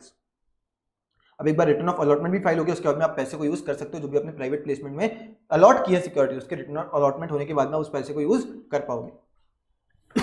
अब किस तरीके से आप सिक्योरिटी को, इस प्राइवेट प्लेसमेंट की सिक्योरिटी को इशू कर पाओगे और सब्सक्राइब कर पाओगे। देखो, हर ऑफर से पहले, हर प्राइवेट प्लेसमेंट के ऑफर से पहले आपको एसआर पास करना पड़ता है, और इस एसआर के मीटिंग के लिए आपने नोटिस ऑफ मीटिंग दिया होगा। नोटिस ऑफ मीटिंग के साथ में आपको एक्सप्लेनेटरी स्टेटमेंट दिया होगा, तो जो एक्सप्लेनेटरी स्टेटमेंट दोगे ना, तो एक्सप्लेनेटरी स्टेटमेंट में आपको कुछ चीजें डिस्क्लोज करनी पड़ेगी इस प्राइवेट प्लेसमेंट के बारे में। क्या क्या, इस ऑफर के पर्टिकुलर्स बताने पड़ेंगे, मतलब चीजें बतानी पड़ेगी इस ऑफर के बारे में, और कब बीआर पास हुआ, बीआर मतलब बोर्ड रेजोल्यूशन कब पास हुआ। ये एसआर पास करने से पहले हम हमेशा बोर्ड से अप्रूवल तो लेते हैं ना हर चीज के लिए, तो वो बीआर कब पास हुआ उसकी डेट बता देना, कौन सी सिक्योरिटी ऑफर की गई वो बता देना प्राइवेट प्लेसमेंट में, उस सिक्योरिटी को ऑफर करने के किस प्राइस पे ऑफर की गई वो बता देना, उस प्राइस का क्या जस्टिफिकेशन था वो भी बता देना, और name and address of valuer जिसने वैल्यूएशन परफॉर्म करी उसका नाम और एड्रेस भी आप यहाँ पे बता देना। कितना अमाउंट आपने प्राइवेट प्लेसमेंट में रेज कर रहे हो, वो कितना अमाउंट आप रेज करना चाह रहे हो वो बता देना, इस ऑफर का यानी प्राइवेट प्लेसमेंट का क्या पर्पस है वो भी बता देना, और कितना कंट्रीब्यूशन कंपनी के प्रमोटर और डायरेक्टर ने किया है इस ऑफर के अंदर या फिर अलग से भी वो भी बता देना, और principal terms of assets charge as securities वो भी बता देना। मतलब यहाँ पे चार्ज मतलब आप जब लोन लेते हो तो उसकी लेते हो उसके अगेंस्ट आप सिक्योरिटी चार्ज करके देते हो, तो प्रिंसिपल टर्म्स ऑफ एसेट जो कि आपने चार्ज की है सिक्योरिटीज वो भी यहाँ पे आप बता देना। बट क्या आपको हर केस में एसआर पास करना पड़ेगा क्या, एसआर हम कब पास, एसआर हम क्यों पास कर रहे थे, क्योंकि जो लोग थे जो ऑलरेडी शेयर होल्ड करके बैठे हैं उनका परसेंटेज डाउन जा रहा था, उनका कंट्रोल कम हो रहा था, तो इस केस में हम एसआर पास करवा रहे थे। बट क्या अगर कंपनी प्राइवेट प्लेसमेंट करेगी नॉन कन्वर्टेबल डिबेंचर का, एक तो डिबेंचर है प्लस वो नॉन कन्वर्टेबल है, मतलब वो आगे जाके भी इक्विटी शेयर में कन्वर्ट नहीं होने वाले हैं, तो क्या उस केस में उनको कुछ भी फर्क पड़ेगा क्या? उनका परसेंटेज डाउन जाने वाला है क्या? नहीं सर, उसकी वजह से उनका वोटिंग या फिर उनका परसेंटेज या फिर उनका कंट्रोल डाउन नहीं जाने वाला। तो इस केस में बोला अगर आप नॉन कन्वर्टेबल डिबेंचर इशू कर रहे हो और वो with in limit prescribed under section 180 sub section 1 clause C है, तो उस केस में आप केवल बीआर भी पास कर दोगे ना, उतना काफी है, आपको एसआर पास करने की रिक्वायरमेंट नहीं रहेगी। बट कब? अगर वो with in limit prescribed under section 180 sub section 1 clause C है तो, और वो नॉन कन्वर्टेबल डिबेंचर का प्राइवेट प्लेसमेंट है, तो ही केवल बीआर से हम मानेंगे। बट अगर आप लिमिट एक्सीड कर जाते हो 181C वाली section 180 sub section 1 clause C वाली लिमिट को आप एक्सीड कर जाते हो, तो उस केस में ये नॉन कन्वर्टेबल डिबेंचर वाले प्राइवेट प्लेसमेंट इशू के लिए आप साल में केवल एक बार एसआर पास कर दोगे ना, हम उसके बाद में आप उस साल में जितने भी प्राइवेट प्लेसमेंट ऑफर करने वाले नॉन कन्वर्टेबल डिबेंचर के लिए, उसके लिए आप वापस एसआर फाइल भी मत करना, हमको चलेगा। यहाँ पे क्या बोला कि अगर विद इन लिमिट है तो बीआर पास होगा, अगर एक्सीड कर रहे हो लिमिट तो केवल साल में आप एक बार एसआर पास कर देना, उसके बाद में आपको वापस एसआर पास करने की जरूरत नहीं रहेगी। बट किस केस में? अगर केवल और केवल नॉन कन्वर्टेबल डिबेंचर की हम बात कर रहे हैं, तो नॉन कन्वर्टेबल डिबेंचर की। अब 180 सबसेक्शन 1 क्लॉज सी में क्या हमको लिमिट बता रखी है? Money to be borrowed plus already borrowed. Money to be borrowed में क्या आ जाएगा कि एनसीडी के थ्रू आप कितना बोरो कर रहे हो प्लस जो आपके पास ऑलरेडी बोरोइंग है वो लेस देन इक्वल टू होनी चाहिए paid up share capital plus free reserve plus security premium. अगर इससे paid up share capital plus free reserve या प्लस सिक्योरिटी प्रीमियम इसके बराबर या फिर अगर इससे कम है money to be borrowed plus already borrowed, तो उस केस में आप केवल बीआर पास कर पाओगे। अगर एक्सीड कर गया तो वंस अ ईयर आपको एसआर पास करना पड़ेगा। और जो हम यहाँ पे बोरोइंग देख रहे हैं ना, ये जो यहाँ पे बोरोइंग वर्ड लिखा हुआ है, बोरोइंग का मतलब क्या है? बोरोइंग में हम क्या चीज इंक्लूड नहीं करेंगे, वहां पे स्पेसिफाई किया हुआ है। बोरोइंग मतलब लोन होता है, बोरोइंग में हम क्या चीज इंक्लूड नहीं करेंगे? बोरोइंग में हम टेम्परेरी लोन इंक्लूड नहीं करेंगे। टेम्परेरी लोन क्या होता है? टेम्परेरी लोन मतलब लोन जो कि रीपेबल है या तो विद इन ऑन डिमांड या फिर विद इन 6 मंथ्स। अगर वो रीपेबल है और उस लोन को आपने कैपिटल एक्सपेंडिचर के लिए रेज नहीं किया है और वो लोन आपने अगर आपके बैंक से रेज किया है, तब जाके हम उसको बोरोइंग में इंक्लूड नहीं करेंगे। बोरोइंग में इंक्लूड नहीं करें टेम्परेरी लोन जो कि बैंक से लिया है आपने, और उस टेम्परेरी लोन क्या होता है? टेम्परेरी लोन मतलब लोन रीपेबल ऑन डिमांड या फिर विद इन 6 मंथ्स और वो आपने कैपिटल एक्सपेंडिचर के लिए रेज नहीं किया है, तो उसको हम क्या बोलेंगे? टेम्परेरी लोन, और उसको बोरोइंग में इंक्लूड मत करना। ये तो हमने बात कर ली नॉन कन्वर्टेबल डिबेंचर की। अब अगर आप क्यूआईबी को, क्यूआईबी मतलब बड़े बड़े लोग जो होते हैं जैसे कि म्यूचुअल फंड हो गए या फिर जो बैंक्स हो गए या फिर फॉरेन पोर्टफोलियो इन्वेस्टर्स हो गए, तो इन सारे लोगों को अगर आप प्राइवेट प्लेसमेंट कर रहे हो ना, तो क्यूआईबी वैसे भी हम 200 की लिमिट में काउंट नहीं कर रहे हैं, तो अगर क्यूआईबी को आप प्राइवेट प्लेसमेंट ऑफर कर रहे हो तो उस केस में आप साल में केवल और केवल एक बार एसआर पास कर दोगे ना, काफी है। आप उसके बाद में क्यूआईबी को अगर वापस प्राइवेट प्लेसमेंट का ऑफर दे रहे हो तो उस केस में आपको एसआर पास करने की रिक्वायरमेंट नहीं है, बस आप साल में एक बार एसआर पास कर लेना। अब जो आपने बीआर और एसआर पास करे ना, उसकी कॉपी आपको आरओसी के साथ में फाइल करनी पड़ेगी प्राइवेट प्लेसमेंट ऑफर कम एप्लीकेशन इशू करने से पहले। आप प्राइवेट प्लेसमेंट ऑफर कम एप्लीकेशन उस आइडेंटिफाइड पर्सन को दोगे ना, उससे इशू करने से पहले ही आपको ये एसआर या बीआर पास करना पड़ता है, और ये एसआर और बीआर की कॉपी आप किसको दे दोगे? आरओसी के साथ में फाइल कर दोगे।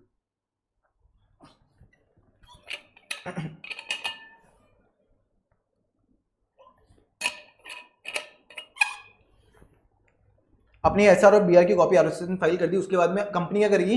कंपनी इशू करेगी प्राइवेट प्लेसमेंट ऑफर कम एप्लीकेशन। किसको देगी? आइडेंटिफाइड पर्सन को देगी। किसको? आइडेंटिफाइड पर्सन को देगी। बट क्या प्राइवेट प्लेसमेंट आप कर रहे हो तो क्या जिस पर्सन को, जिस आइडेंटिफाइड पर्सन को हमने ऑफर किया, क्या वो उसको रिनाउंस कर सकता है क्या?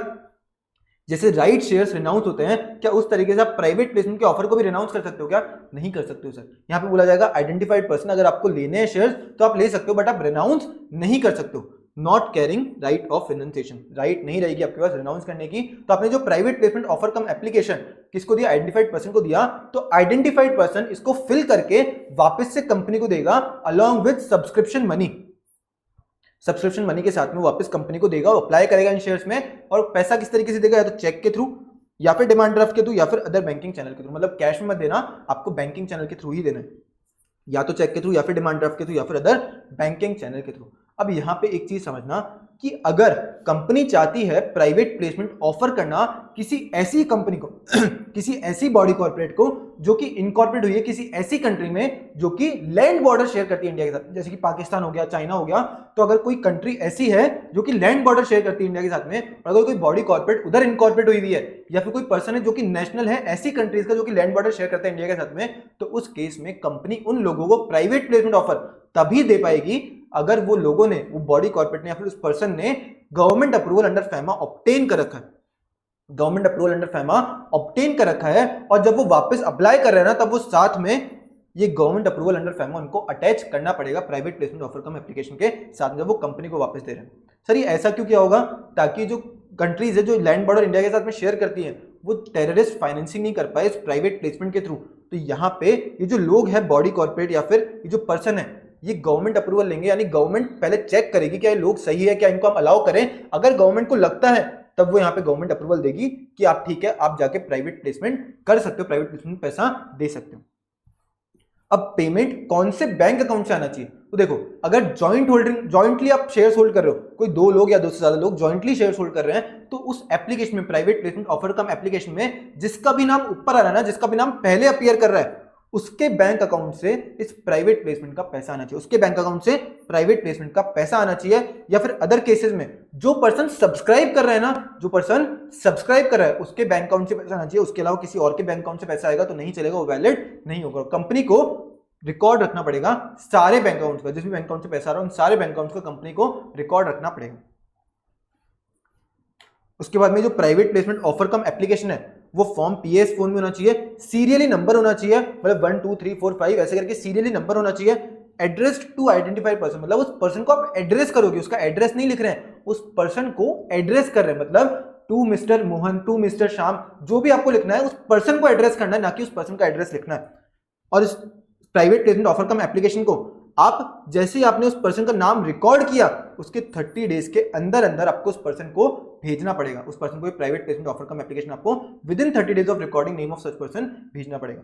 और कंपनी सारे प्राइवेट प्लेसमेंट ऑफर का कंप्लीट रिकॉर्ड कंपनी को मेंटेन करना पड़ेगा, सारे प्राइवेट प्लेसमेंट ऑफर का कंप्लीट रिकॉर्ड फॉर्म पीएस 5 में।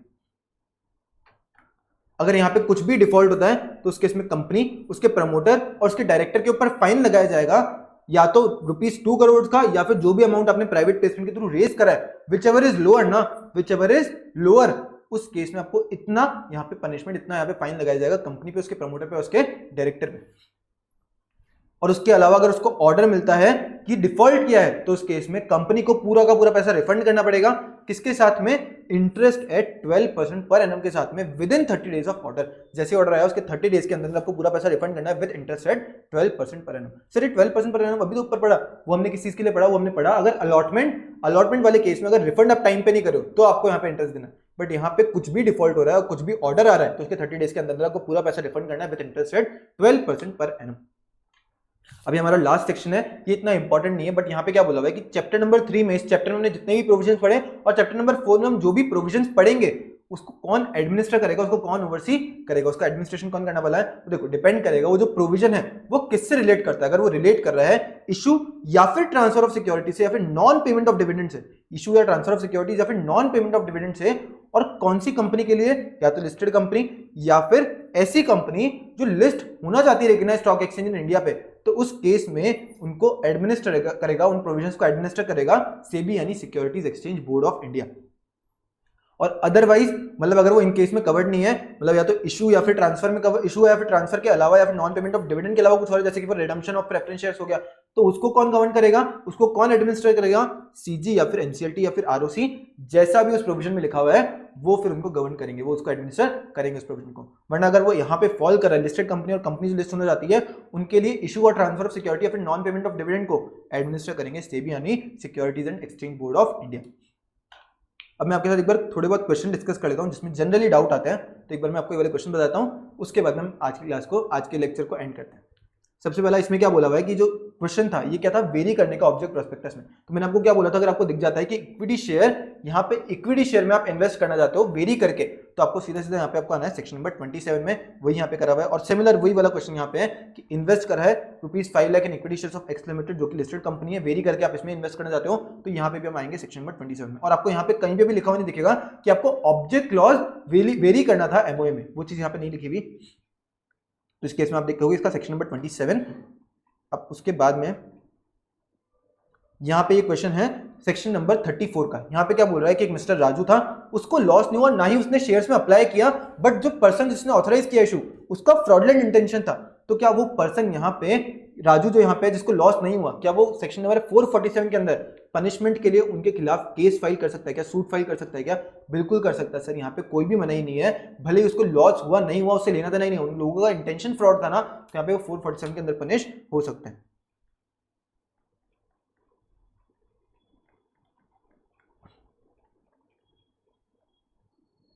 अब जो मैंने आपको बोला था कि मैं आपको एक बार बताऊंगा कि सेबी ने जो स्पेसिफाई कर रखा है, सेबी ने जो मिनिमम सब्सक्रिप्शन के लिए या फिर अमाउंट पेबल ऑन एप्लीकेशन के लिए जो स्पेसिफाई कर रखा है वो आपको याद नहीं करना है। देखो अभी यहाँ पे एक कंपनी है ए लिमिटेड, उसने 1 lakh equity shares of ₹100 public को इशू कर रही है, इशूइंग का प्रोस्पेक्टस। कितना हो गया? 1 करोड़ हो गया, 1 करोड़ का इशू है। बट यहाँ पे इसने मिनिमम सब्सक्रिप्शन अमाउंट कितना लिखा है? ₹15 लाख, ₹15 लाख इसने मिनिमम सब्सक्रिप्शन अमाउंट लिखा है। तो क्या ये 15 लाख कितना हुआ? 15% हुआ। तो क्या जो सेबी प्रिस्क्राइब करता है, सेबी क्या प्रिस्क्राइब करता है? सेबी 90% प्रिस्क्राइब करता है। तो क्या यहाँ पे वो मीट हो रहा है क्या? नहीं हो रहा है सर। और शेयर एप्लीकेशन मनी कितना बोल रहा है? ₹20 पर शेयर। कितना सेबी प्रिस्क्राइब करता है? ₹20 25% सेबी प्रिस्क्राइब करता है, 25% ऑफ फेस वैल्यू। यहाँ पे हम अगर अज्यूम कर रहे हैं ₹100 फेस वैल्यू है, तो ₹20 पर शेयर के यहाँ पे कंप्लाई कर रहा है, 25% मीट कर रहा है क्या? नहीं कर रहा है सर। तो उस केस में तो अगर आपको सेबी का ध्यान होना चाहिए था, सेबी का आपको पता होना चाहिए था, तो उस केस में तो उसके अकॉर्डिंग यहाँ पे आपको आंसर में सेबी वाली चीज का भी रेफरेंस देना था। बट यहाँ पे कहीं पे भी इस आंसर में आपको सेबी वाला रेफरेंस दिख रहा है क्या? नहीं लिखा है सर सेबी वाला रेफरेंस। आपको वो चीज ध्यान हो ऐसा एक्सपेक्ट ही नहीं कर रहा है एसीआई। तो आपको वो 90% या फिर 25% कुछ भी याद ना कि सेबी ने कितना स्पेसिफाई कर रहा है, भूल जाओ। आपको केवल और केवल कंपनीज एक्ट के अकॉर्डिंग यहाँ पे आंसर करना है, और वही यहाँ पे आंसर उसके अकॉर्डिंग हुआ है।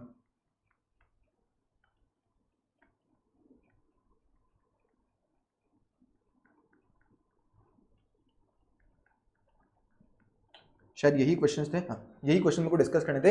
अब इसके अलावा अगर आपको किसी और क्वेश्चन में डाउट आ रहा है तो आप मेरे को डायरेक्टली पूछ सकते हो, या फिर अगर आपको किसी भी प्रोविजन में डाउट आ रहा है तो आप मेरे को मेरे नंबर पे व्हाट्सएप कर सकते हो, टेलीग्राम कर सकते हो, या फिर एक बार मैसेज करके आप डायरेक्ट कॉल भी कर सकते हो। तो हम साथ में आपका डाउट डिस्कस कर लूंगा, विद इन 24 आवर्स को आपका रिप्लाई कर दूंगा। सो आज हम इस लेक्चर में chapter number 3 prospectus and allotment of securities का डिटेल में रिविजन कर लिया है। Thank you so much. Radhe Radhe, जय श्री कृष्ण।